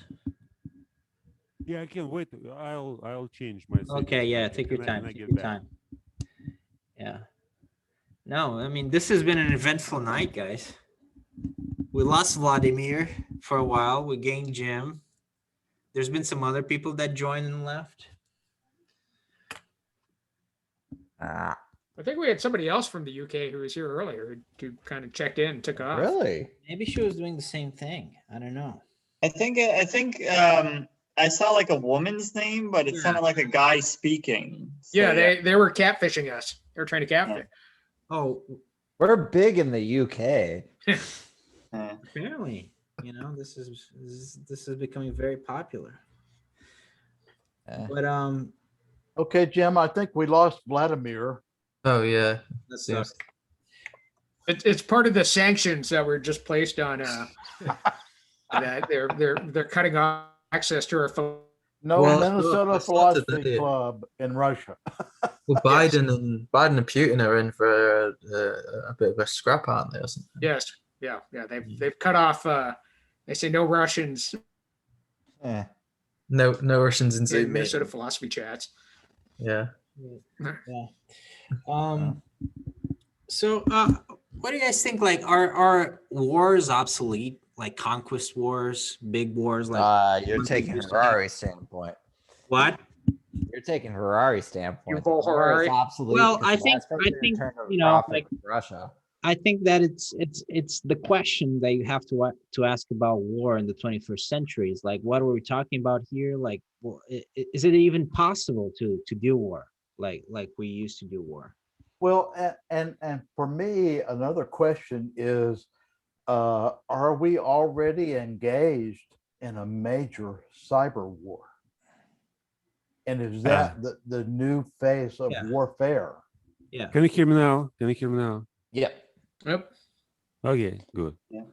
I would say So, we're so Vladimir, engaged. just to recap, I just asked if we can still wage war in the same way that we used to wage war before, because now it's the 21st century now. Technology is different, but also you have the atomic bomb, you have all these deterrents that really prevent us from materially waging war in the way that we used to. So, but at the same time, maybe there will be other ways to do war. You're like cyber war, right? Yeah, cyber war is, Which is- David just pointed that out. Or- Yeah. And Or another And I think another version you of brought, cold. brought up a point before that I do think is relevant as well, is that it might come to a point that resources are pretty limited and people just have to duck it out. They just have to try to get to those resources when they're very limited because they just have to eat. I think that's in many ways what we kind of see. I don't want this to be cliche, but I feel that's kind of what we see in the Middle East, where we kind of just see a point where it's we could reason economically, and we do in many cases, especially with Saudi Arabia and Israel. But there is a point where it's the sufficient of reason or the line of reason has been crossed. We're past that. It's time to send the troops. If you're not going to play by these rules, then if you aren't going to take the carrot, you're going to get the fucking stick. Okay, So I'm interested in what you're saying. Explain what you mean by the line of reason. the line of reason, I'm basically talking about what we were discussing earlier when we said under resources there, or even before that, we were saying there is a sufficient condition where someone would say it's time to go to war to conflict, where troops have to pretty much fire, people have to die, we pretty much have to use force, which is what Haas would say, where the primordial authority is force, where we use it to basically take what we want. Uh, At this moment, I'm more interested in what Frank would say. that is what I would say. and let- That correlates exactly to what I would And say. Frank, are you talking to you're talking about the Middle East? So that's like if we're talking about the Middle Eastern war. We could also use South America in this instance, and we could also use fuck, what else am I trying to use? Well, but the A Middle couple East, Pacific islands. the Middle Eastern thing is interesting because it's such a weird situation. The whole reason why these wars started was because of the terrorist attacks, right? So that was like sort of one justification to go to war. Okay, we're gonna fight the terrorists, and then it was let's build a democracy, and then it was like the oil, which is really the economic interest that is underlying the whole thing, and now it's too unstable. Where were those terrorists from, though? What country were those terrorists from? Who The attacked us? terrorists were It's a good the point. Saudi They were Arabia. mostly from Well, Saudi Arabia. yes, they were funded by princes from Saudi Arabia. They were also they were kind of scattered from multiple countries that include Pakistan, Afghanistan, Iraq, Iran, even certain outlying countries that even include, if I remember correctly, we even had You're talking about Al Qaeda. no, Taliban that would later be subsumed by Al Qaeda. Obviously, the thing with The Taliban were Afghanis, Pakistanis, and Afghanis. They were regionalist. Well, the Afghanistan government at the time, the Taliban, were stupid enough to actually harbor and say it out loud that they were harboring Al They Qaeda. don't talk about Al Qaeda then. So that's why they got attacked. But then that opened a can of worms, and Iraq happened after that. So, but that kind of like exemplifies that war, and also all these wars. The United States still at war. A lot of countries are still involved in these wars, but people don't really acknowledge it even. I mean, maybe the wars of the future are not total wars, or just wars that, it's almost like what we were talking, before about the slaveries in the colonies. The war is abroad where people are suffering, but people here and in the UK and in Europe, they're playing video games, they're doing their live, they're watching The their proxy wars. they're going to work. These are proxy wars. I think the What are you talking when about? you mentioned that made me think of two pieces of media. One is 1984. Obviously, with the I can't remember what they called. It's been so long since I read it, but there's the war, and then it changes in meanwhile, and there's just a war that's going on. Yeah, And, state of permanent war. Yeah. But it also reminded me of Starship Troopers. Oh. I've only seen the film. I haven't read the book. But, The film and Okay. the book, they're very there's a different. war. Yeah, There's they a are. war. Join in. That whole. It's like, and that's what I didn't mention before is that also I know I said war is bad for And business. there's a but parallel there as war well. is I a mean, business. George Bush got reelected because he was at war. He was the commander in chief during the war, and in Starship Troopers, the whole point of having a war was basically you get the government in a position that it's very hard to replace them, right? Because And still let's war. not Except- also undermine the fact that he except got the war doesn't reelected end. because I mean, Bush being Bush, but also frankly the campaign of John Edwards and Kerry was frankly atrocious. But Well, I'm just gonna say, as a Heinlein fan, I definitely recommend reading the book Starship Troopers. It's very different from the movie, but it does make, if we're talking about philosophy in this discussion, it actually makes the argument for regarding war in the military has a structure, has a stabilizing force in society, and why why. authoritarianism is sexy. Well, no, that's why fascism is sexy. Well, yeah, nationalism to a large extent cannot be sustained without some sort of war, so, or either war or the threat of war, because you need enemies. So You needed them. You need I always Right, find but that this is a theory about society, Yeah. civilization partially developed because of war. Societies because it's an organizing force. Well, I mean, it is, but also it isn't. Contrary to belief, and I'm going to call on a historical figure, Machiavelli, here in the discourses, is people often say, your most opportunistic time to attack, colony, state, country, whatever, is when their classes are feuding or anything. And Machiavelli was actually, and he was on the war council and had multiple successful campaigns. He was actually quite good at it. Basically said, no, that is not the time to attack, because what you're going to do is you're going to take two people who have been feuding prior to that, and you're going to unify them against you, and they're going to set aside their campaigns in order to take care of you. And then you're going to make something if you just let them fight it out and have a civil war, and then you take care of it afterwards. You're going to make it compound to a problem that you could have completely avoided. And he uses the instances, multiple instances of the old Roman Republic of Livy, of Titus Livy, to make his point. But Right, but that's been a principle. I mean, that was in the Thucydides talk about, fighting the Persians, how basically the Greeks were slaughtering each other until it was time to fight the Persians. mhm.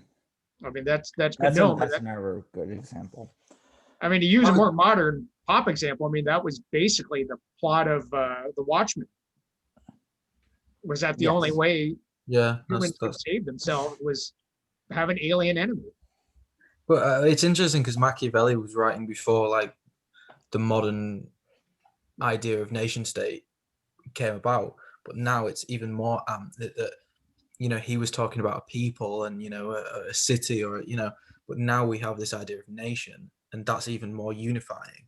Is you wouldn't get like if the UK or the US was attacked tomorrow, if someone was to say, hang on a minute, let's hear out the people attacking us, you'd be shot down as a traitor. You'd be ignored because they're attacking our nation. And I think that's what's really interesting, is that Machiavelli almost picked up on that before the concept of nationhood, that he's saying it'll unite you. That's before this idea of a unifying, ideal even was kind of that strong. So it's showing that, I completely agree. It is the worst time to attack because it's so unifying, because it's a kind of a common denominator. And I think, as humans, we do love our common denominators. It's hang on a minute, how can we all group together as one? And, again, like in groups and out groups and stuff like that. I would agree. And I do think going back to like previously when we were talking about warfare, what I wanted to say is that I think that's really interesting, talking about how the idea of war changes and how it has changed, is that wars nowadays aren't the same as they were, and they come in various different forms. And I think that like stems back to what we were saying about the First World War being the first modern war.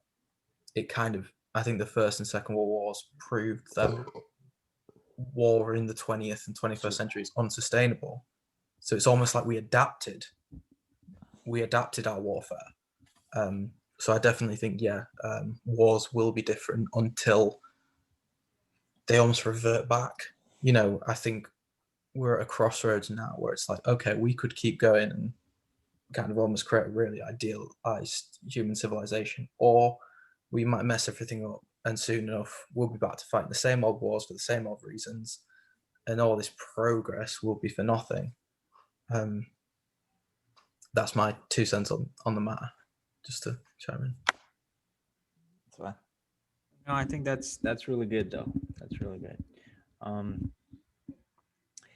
I think like environmental factors might play a big part in this. When resources become very scarce and people just need to go after those scarce resources, I think that might change things. But also, like you said, war is adapting. You don't send an army to fight another army. Now you do cyber warfare and you do covert operations. You don't do things in the same way. So it's just a different way of waging war. Right, but there's been an argument as well.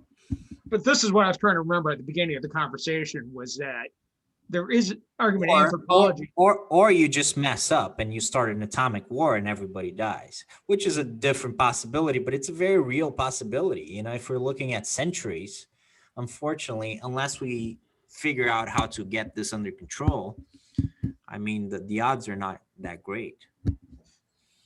Right, but there's this argument that war is a driver of human civilization and basically, if you look at technology, a lot of our technology is basically developed because of war, even our current technology. I mean, the internet, the reason why we can have this conversation is because DARPA developed the internet, the Defense Advanced Research Project Agency. Was there one guy that developed the internet?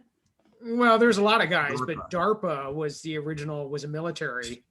I don't know if is that backwards. Oh, yeah, we could read it. Yeah. Can you read that? Yep. It's just interesting. It's not Part of the wrong. role of conflict played. Yeah. I haven't read that Jim, book. you came prepared. You didn't even know where you're Yeah. getting into, and you have a book. Yeah, you were just trying to catfish us. Now we've got. Yeah, no, it's just chance enough. Yeah, this book is basically arguing, saying that war is has been one of the biggest motivators for human progress.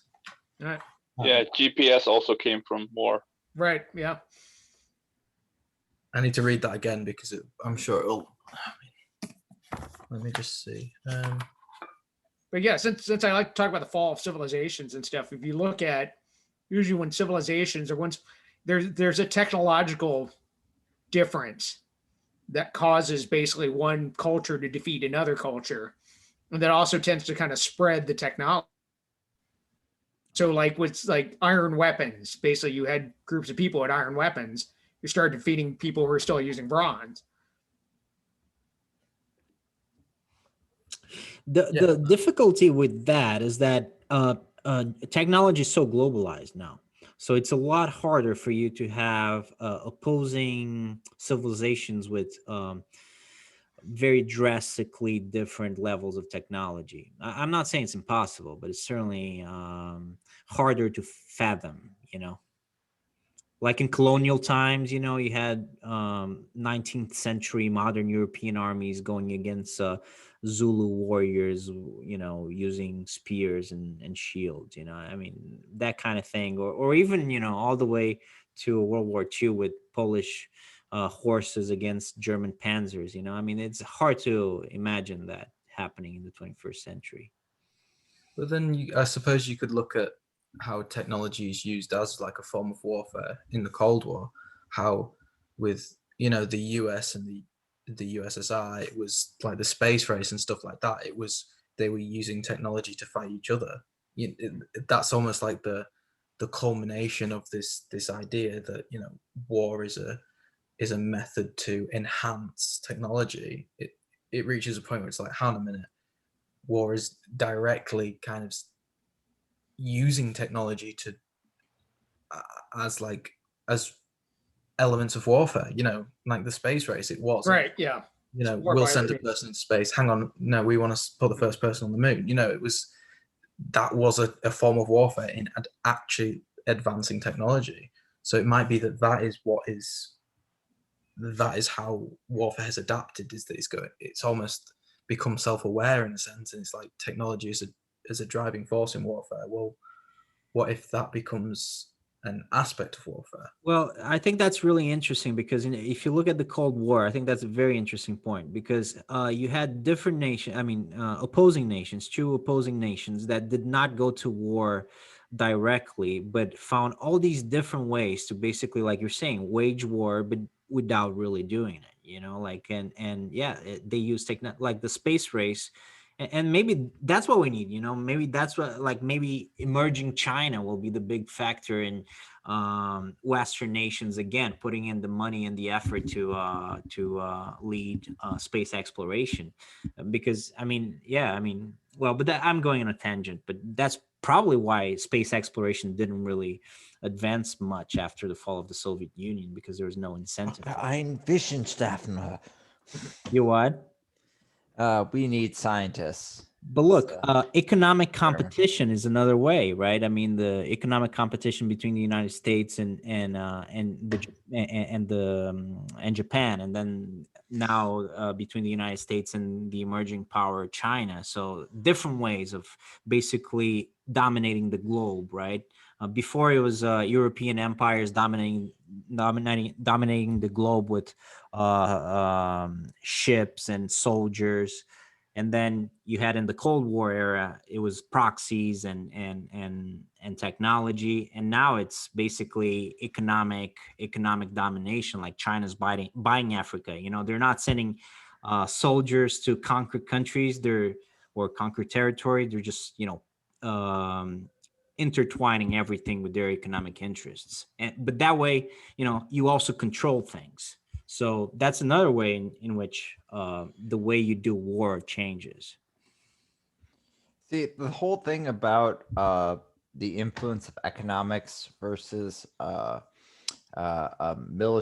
militarized force comes to me in the kind of metaphor where someone would walk up to me and would say, have $100 in their hand. They're like, "Ha ha! I own more than you, and I have a gun." And I say, "Give me the $100," and I take it, and then I shoot him anyways. But that's kind of comes down to the kind of Hobbesian point where people go, the economic interest is overtaking that kind of classic war interest of conquering and just destroying and just taking things for themselves. Is I kind of look at that and I go, this comes back to a point we made earlier. I'm like, yeah, as long as the system, the abstract system that is economics holds, that is the case. But sooner or later, I feel like we were talking about tensions earlier. I look and I go, sooner or later, someone's going to look and go, this system isn't sufficiently getting me what I want. And they're going to go to whatever means they can, to obtain what they want. Yeah, that's where you get things like Ukraine happening. And then basically they're going to use the means they have to obtain that thing, which with superpowers that have had massive military at their disposal, it's going to be that. Well, the Crimea situation is interesting because Russia basically took what it wanted and nobody could do anything about it, so that also shows you that if, for example, you're NATO, you have a certain power, or if you're in the United States, you have a certain power to intimidate everyone who's small, who's little. But when it comes to confrontations between the big powers with big nuclear arsenals, influence is very limited. So we could revert to a kind of like a situation of big powers just dominating, having their spheres of power, and the other powers can't really do much about it because they when it comes to do something about it, you just can't do it. You can do economic sanctions and all that, but it's like what you're saying, that can only lead to a certain point. That links back to like the failures of the League of Nations as well before. Mm-hmm. Yeah. Like the UN was created, the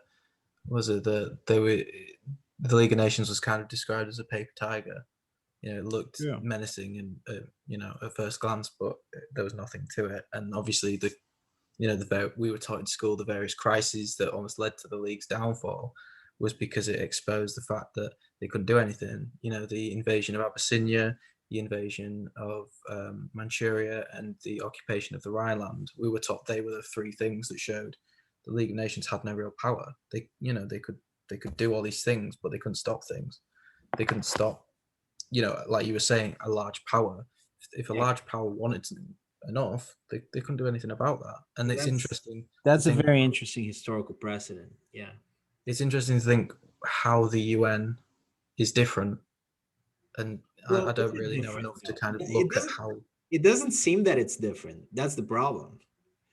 because the UN doesn't really have any enforcing mechanisms. That's always been the problem. I mean, the UN, if you look at the 90s with serious human crisis that the UN arguably wanted to solve, like Rwanda, like Yugoslavia, it could not. I mean, Yugoslavia to a certain extent, Rwanda, nothing. I mean, and these are like things that could be easily solved, you know, because we're talking about countries or factions with very limited resources. But what if China? Because the thing is, with this fall of the Soviet Union, there has been no aggressor, right? The aggressor really has been the United States going into the Middle East and taking oil and all that stuff. But you know, obviously, it comes disguised with a I certain. mean, the fall of the Soviet Union happened mostly from within. True. There was an implosion. But what I'm saying here, my point is, what if Russia becomes aggressive again? What if China becomes aggressive again? And then we go back to Jim's point, Yes, we're right? Like, taught. who's going to stop them? You know, this has happened before. You know, the League of Nations could not stop Germany. At the time, it was Germany and Japan and Italy to a certain extent. Maybe we're talking, and I'm talking with a certain historical bias, right? I'm looking at things from a perspective of someone who's seen peace last for quite some time, but there has been no villains, right? If we get Oh, there's villains, plenty of who's gonna villains. stop them? Who's going to stop the villains? You know, so I think that Jim is like actually making a very terrifying point here. Well, but the UN it's basically has no military power. That's the problem. Since Frank was bringing up Hobbes, yeah. If you basically have a toothless Leviathan, it's not a Leviathan. It really can't do anything. I mean, the main point about the idea of Hobbes as a state was that the state had a monopoly on force. The state could enforce its laws. In the area, we kind of see this manifest. If you've witnessed stuff going on with police, National Guard, anything like that. And this isn't meant to be detrimental to the US. In fact, Hobbes's Leviathan is instrumental to any government that relies on contractarian ethics, which, fun fact, is pretty much every single fucking modern government. So it becomes a game for the citizens or for people who are in it that basically say, oh yeah, we're beyond force or anything on the economic area, but that's always acknowledging that no, the Leviathan still very much is. It's still there. I live in South Minneapolis. I can tell you for a fact, Shashir does too, that when shit hits the fan, the Leviathan starts showing its head very clearly again. Right, but it's not just that. I mean, again, we talk about enlightenment, about Locke. It's this idea that rights and freedom, liberty can't exist without a system of laws, and you do need force. Yeah. At some point to enforce that. I mean, to bring up again on the other side of the world, 1,000 years before.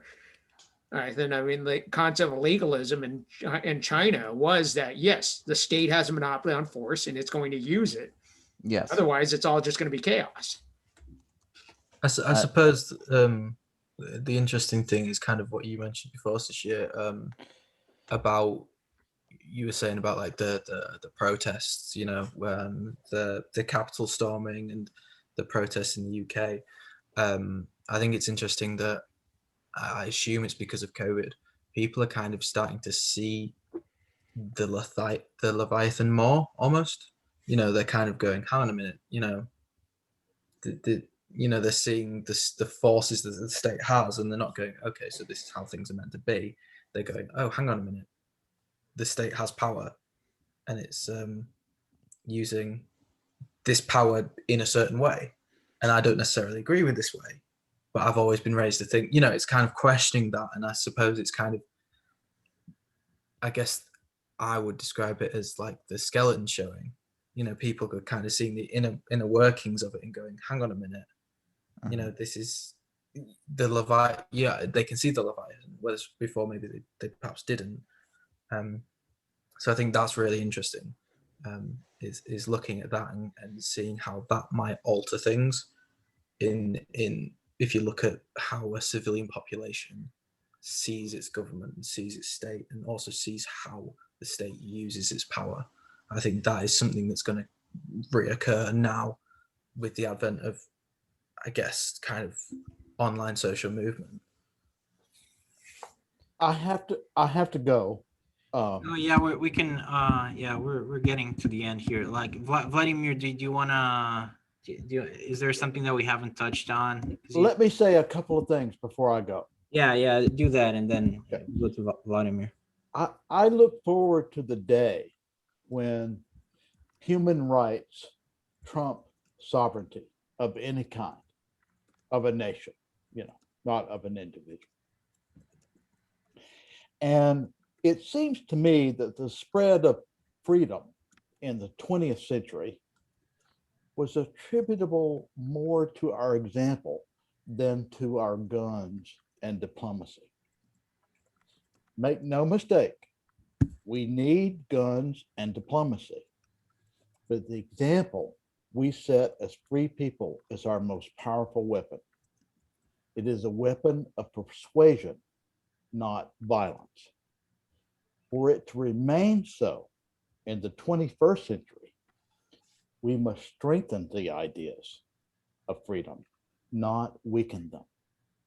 None of us can see what will happen in the coming decades, and absent sufficient knowledge of the future, we must rely on our principles to guide our actions. Ideas, good or bad, cannot be defeated with guns. Yes, terrorists need to be stopped, and the world will sacrifice a great deal of blood and treasure to do so.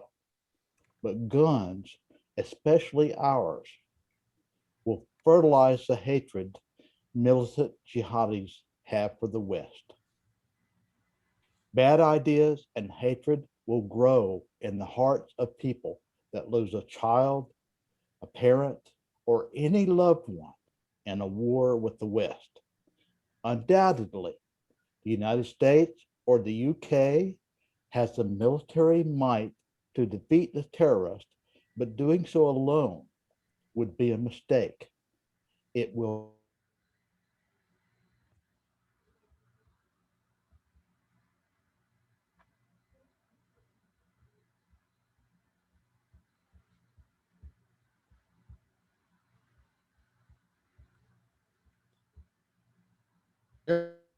That was a nice speech. Yeah, it was a really nice speech. We had a little bit of a hiccup, but yeah, it was a really.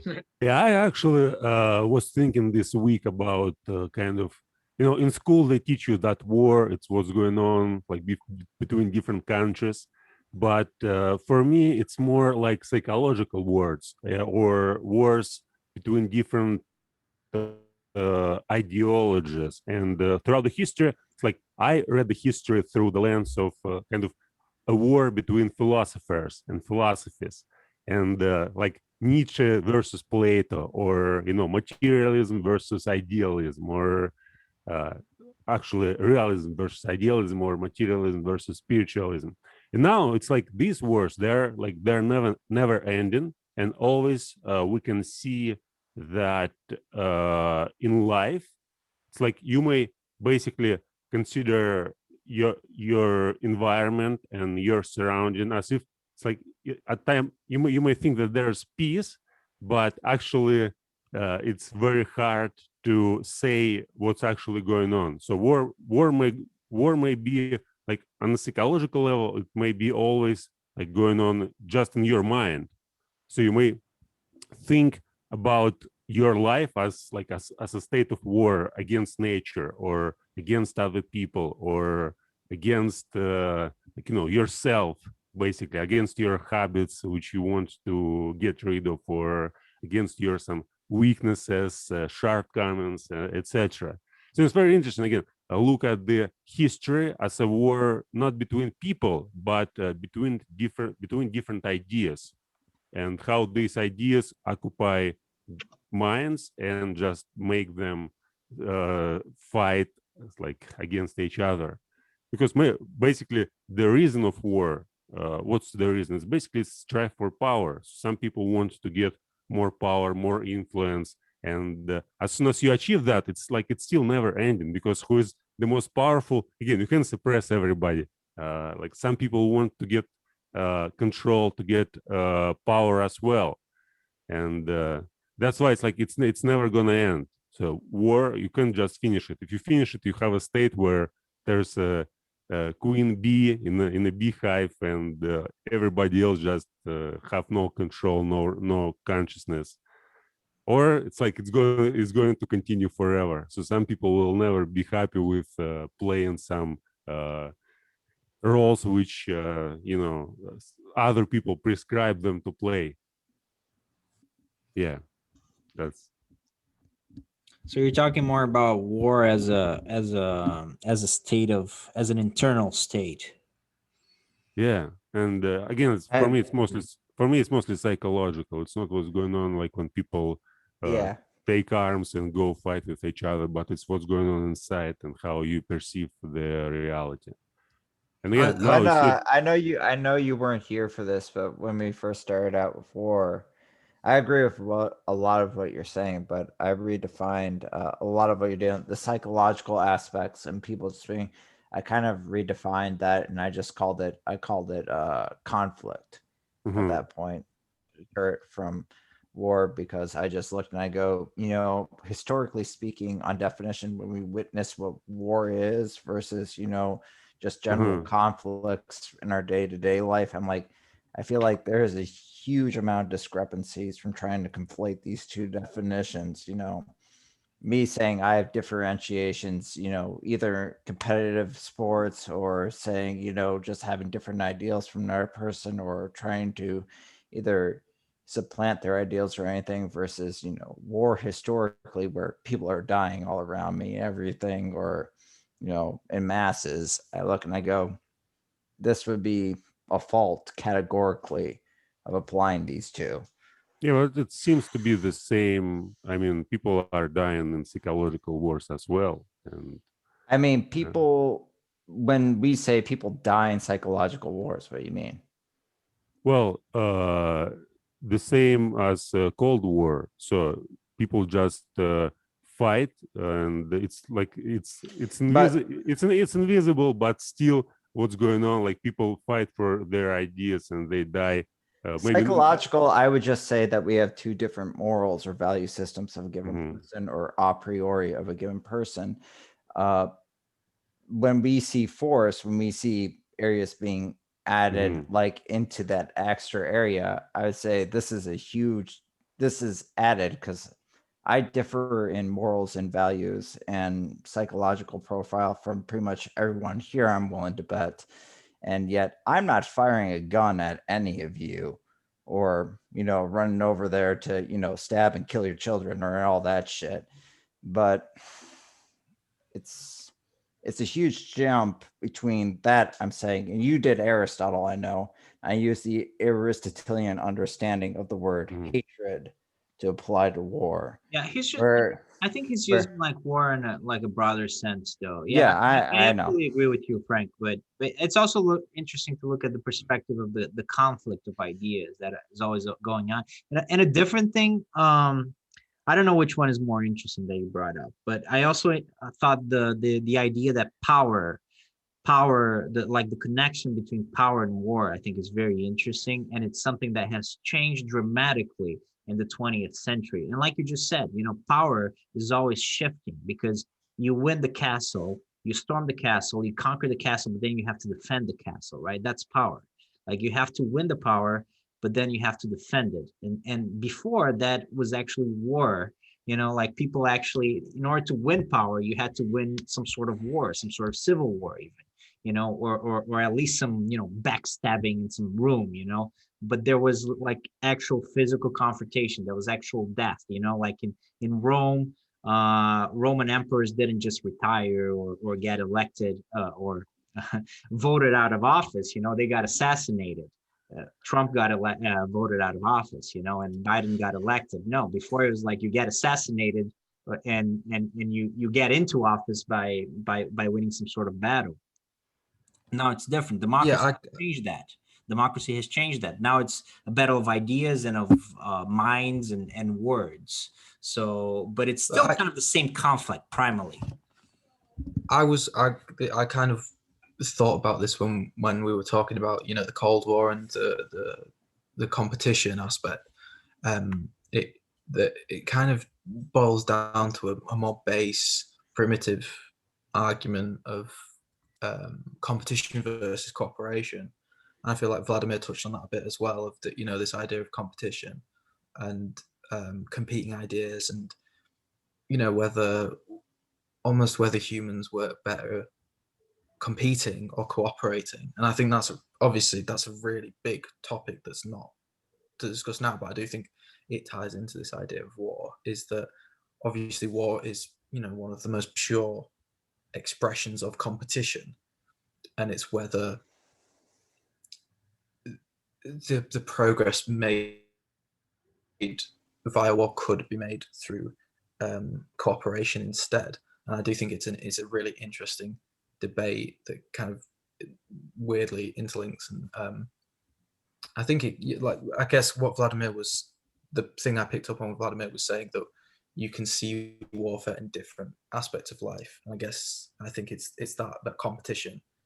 But for me, I often think personally cooperation is much more. Yeah, but cooperation, again, you have to do it under some, like, you can do it like where everybody is equal, right? So in cooperation, we need a leader, and still we need to follow them. And then there's some others who want to become leaders.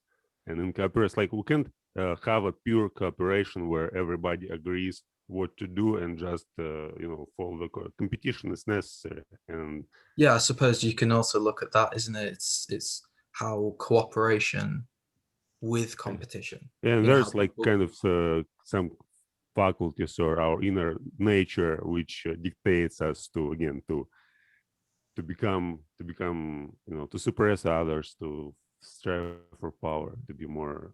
No, I like this quote from Sun Tzu. I actually was reading like this week this book, The Art of War, and one of his quotes is, "With his forces intact, It's about the commander. With his forces intact, he will dispute the majesty of the empire, and thus, without losing a man, his triumph will be complete. This is the method of attacking by stratagem." So it relates more to cyber wars and the informational wars. So basically, like, you don't need army to fight with different people or different culture with different ideas. You basically may destroy their ideas, their beliefs, their belief in their leaders, their belief in their principles. And by doing that, you basically may conquer just other people. And this is what they knew, like, for thousands of years. And well, that book was tremendously influential, because it's very, very, very accurate, and it was used by plethora of generals in all over Asia. Even Miyamoto, all the way over to different people who were later to obtain it. It was used by generals it's still used if you join. Still used. If you join an officer rank, you will hear of the art of war. You will memorize that shit. Right. That's why we said if you want peace, prepare for war. Yep. But it was used by I forgot his name, by Ho Chi Minh, but particularly the Vietnamese general who fought against the Americans. He specifically used tactics out of Sun Tzu to fight the Americans in the Vietnam War. So it works. Though most of it, of course, is already outdated, and what he like. I mean, there's still elements of it that are fairly, applicable to the stuff we see. Like one of the very first statements of it is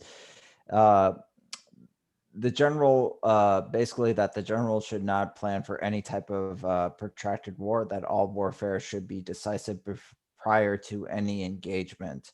You need to calculate it before the general doesn't go to any areas seeking glory the war's won before you even engage, or the importance of information. If you have a spy in war, Right. Yeah. you buy them off and you make sure they give you information, because information is worth its weight 10 times in gold in war.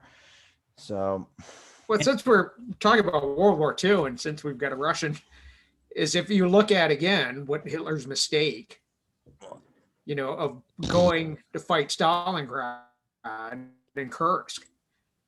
Mhm. I mean, it was, yes, You they don't ended up mess with fighting a the protracted Russians. war instead of Don't mess with well, the Russians, man. Yes. You got right, yeah, but Russia it was a on the protracted front. war instead of what they'd done before of Blitzkrieg, which would very much be a Sun Tzu concept. Don't fight a winter war in Russia. Also, this Stalin learned Yeah. that. If Sun Tzu had known that, he would have included in the book, don't fuck with the Yeah. Russians. I'm pretty. He Probably- could have done a full. I don't think the Russians existed at the time. It does, Sun Tzu, they were- didn't. That's why he didn't put it in the book. Right, yeah. He probably knew that. I mean, Hitler knew, but he underestimated what, like, again, winter, all these grounds.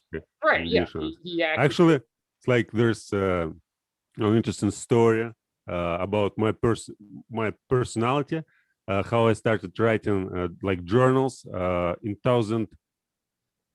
2011. I found a journal by my grandfather, and he was a student when the war started, World War II, and from the very first day he started writing like a journal, and he was in terrible conditions, like without food for days, cold, sleeping on the ground, and still he maintained to write every day for half a year. And then he was captured by Nazis, and for like next several years he was in, in, I don't know the word. He was captured, but still the first half a year, it's like every day, half of the page, he just writes his journal.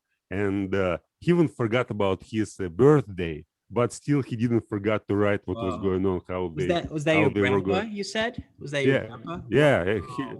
I haven't seen him. Never. I had a chance to see him in 2005, but unfortunately, I didn't use the chance. And so he lived till 95 years old. And when I found this journal and when I read him, I realized, like, wow, that's so, like, if he was able to write every day under these conditions, it's like, why?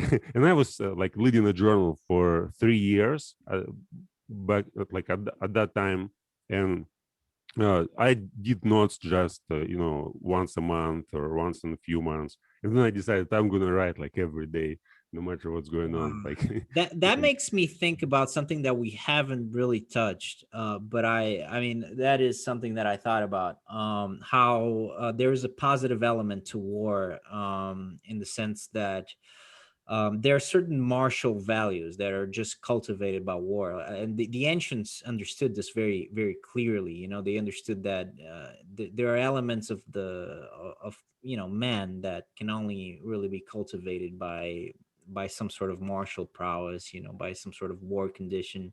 And you mean discipline? well, discipline is one of them for sure. Yeah, discipline, courage. These are really martial values that are. It's like, imagine like how tough, like Vladimir's grandpa was. Like, and this is, yeah, maybe he was tough naturally, but I mean, there is an element to you. You are the product of your circumstances as well. Do we And- mean martial in that sense, or do we mean hardship? both. But basically it comes down to the simple truth that easy times produce soft people, and hard times produce hard people, and there's something But, to uh, that. but most Well, of it produces hard most of people them if they die. don't die. Yeah, that's what I was gonna say, Right, Vladimir. yeah, Like, that if was they don't the- die, yeah, sure. right, but that was That's the caveat, Spartan. yeah. That was Spartan theory. Well, I mean, that's what the whole Spartan And society. for the record, we already did this, and I flat out said, no, I would not live in Sparta if I was, if we did the old veil of ignorance, and you could possibly live, because I also knew there was about 100,000 Heliots that you have a much better Yeah, if chance you're a of living Heliot, apart. No, Yeah. you're gonna have the worst life of any person possible For sure. if I you also- didn't just die at birth. For It's sure, also but- like it depends on your own views on qualities that are admirable, and I It's, always it's not qualitative. It's purely statistical. There's 100,000 Heliots. There's about 30,000 of No, I people was that be in. saying There's like 10,000 up here. in hardness and softness, like whether you view that as a positive or a negative. I always like to think of The Sopranos, where it's in the first episode, and Tony's. I don't know if any of you guys have seen it, but Tony Yeah, it's a Soprano's good show. his therapist, and he says like, whatever happened to Gary Cooper, the strong silent type, the kind of guy who knew how to shut the fuck up. And it's interesting how I often I think about like how that quality of the strong silent type. That's Yeah, how that's a viewed as great scene. positive, That's a but great scene. yeah, but it could be, I for me, I think that's a negative. I don't view that as strong. But you see what I mean? Like, Yeah, yeah, absolutely. hardness in one sense could, I wouldn't say it's softness, but hardness isn't necessarily a positive. I suppose it depends on your own personal Right. attitude. So I think that's a really interesting one. We talk about Spartans, and it's like, Yeah. if you bring it into happiness, I suppose, like, all right, maybe they were hard, but were they happier? Were the ancient Spartans happier than, say, present Americans, present English, present Russians? And if Than so, the Athenians. why? If not, why? Well, yeah, and this is not an easy thing. Like I'm very conflicted when I think about this. This is like an internal war because I certainly see your point, and I think it's a good point. But also I do admire like some of those martial qualities, like I do admire people that can cultivate discipline, that they're tough, they're brave. I think that like we had to a certain extent, because of the wars, we had generations of people that grew up on these values, even in the modern world, like the people that rebuilt democracies, in the West, the people that rebuilt these societies were people that fought in World War II, and they had certain qualities to them. And I don't know. Yeah, like I said, I mean, you have a good point, and I don't know. I just think that there are some martial qualities that are to be admired. I suppose my point would be, is it only war in which those qualities can be achieved? Yes. Or can they be achieved in spite of war, regardless? They can be achieved in spite of war. Well, this is again where I highly recommend reading the book Starship Troopers. The argument Island puts in about essentially the society isn't military. It's not a militarized society, but his argument is that basically only people who serve in the military can be citizens, and only people who serve in the military can have the right to vote, because only by being in the military do you understand the value of the vote, because you're willing to sacrifice your life for the good of society. Which is complete bullshit. Well, it's a step short of fascism. I don't know. It is fascist. No, it is fascist. That was the whole thing when I said fat. Yeah, he got it. Fat. When I said saying, it's from a philosophical standpoint, it's certainly worth reading. Authoritarianism. If I could throw out another great definitely read it. Modern reference, because I binged on it last weekend, is Cobra Kai. Are the values of the Cobra Kai dojo or the Miyagi dojo? Look, that's another way that you can do it, man. Go to open a Miyagi dojo or join a Miyagi dojo, and there you go.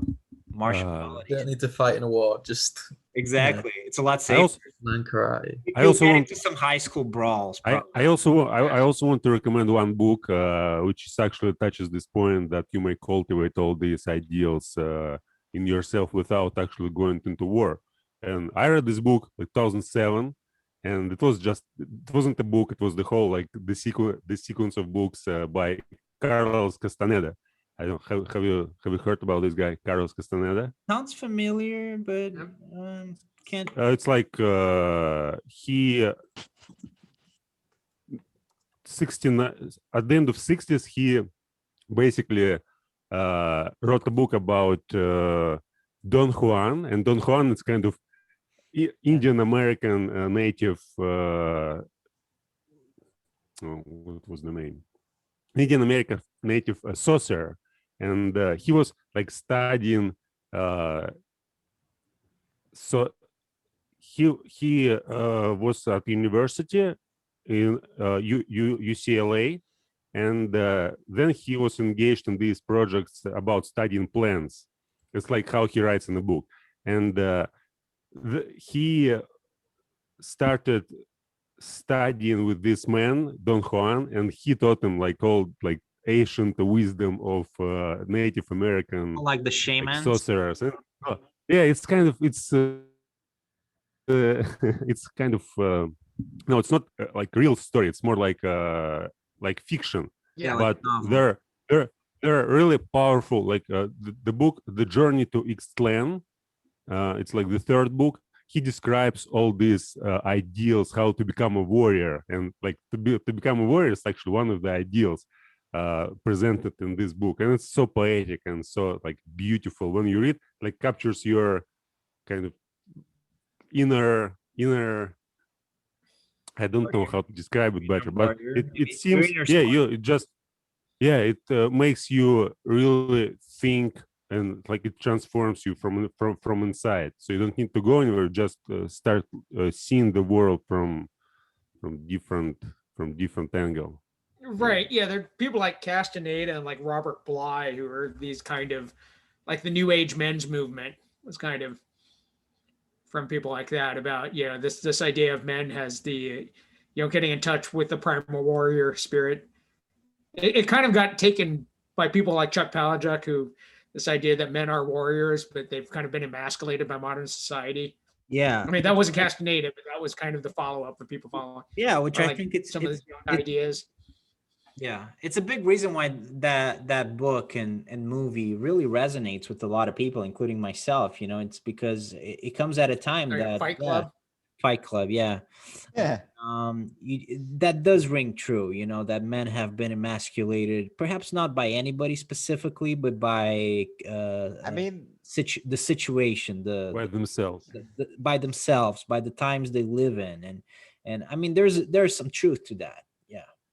but my whole argument against that is basically, yeah, they've been emasculated, but I know for a fact from my own, instances and experiences, I would look and I go, yeah, but if you want to, obtain those values that you assert with masculinity, warrior, whatever the fuck you want, I'm like, they're still out there and you absolutely can still get them.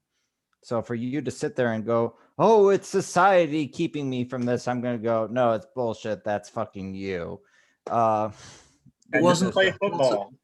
Just play football or basketball. Right? It doesn't need to be We're football or talking basketball. American football. Also, wasn't It play doesn't. football I in didn't the play summer? football. I was a wrestler and I did weightlifting. So I could look and I could go, no. First of all, football is for pussies.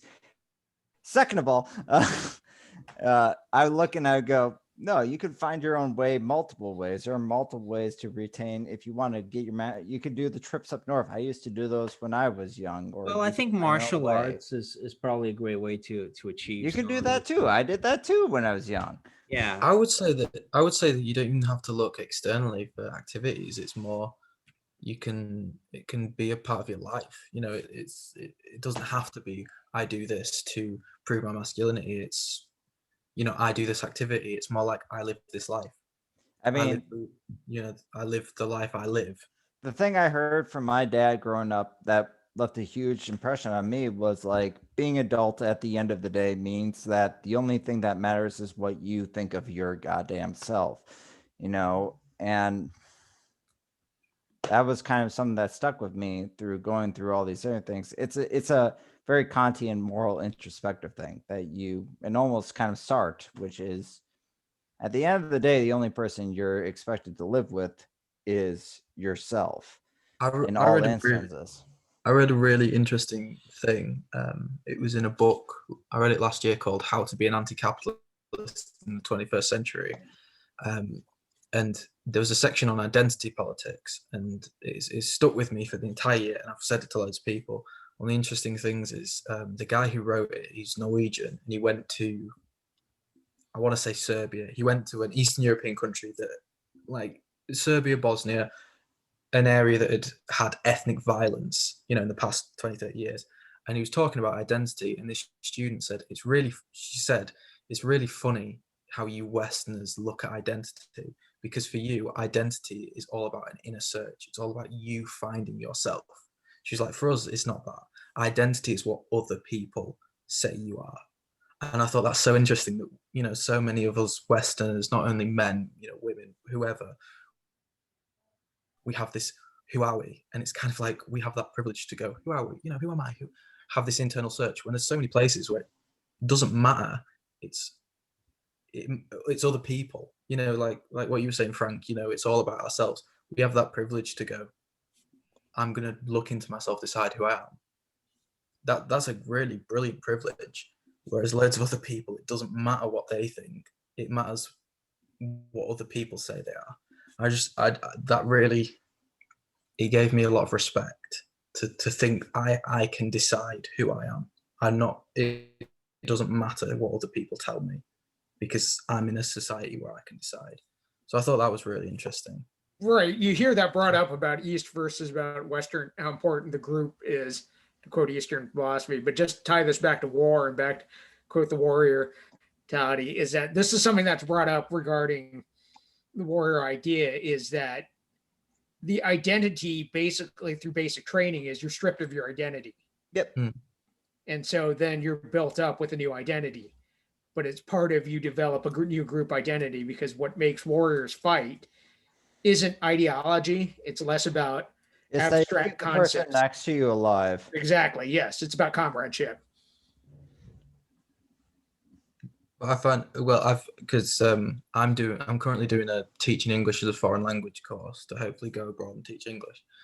And one of the modules in the course was looking at different cultures. So it was looking at Japan, and it was looking at Japanese culture. And one of the things, well, it was looking at culture in general, and it was saying there's a difference between like individualist culture and collectivist culture. And it was saying generally Eastern cultures, Asian cultures are more collectivist, communitarian, where it's all about doing what's best for the group. And it was an example I saw was that Japanese people, the Japanese fans in the 2018 World Cup, they all cleaned up the stadium they were in because that's what they do. That's their culture. Whereas you get English, you know, European, American fans, they won't do that. They don't see that because that's not their culture. So I think it's interesting how what you're saying about, like, you know, how, you know, the military and, you know, becoming a soldier can teach that, but you can also see in other cultures,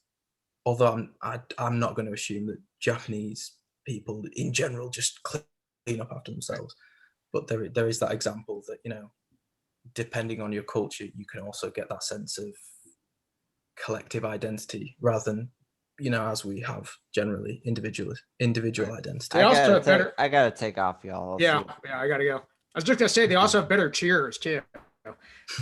Well, okay. Well, that was a unceremonious. Yep. Yeah, I think I gotta call it. Frank.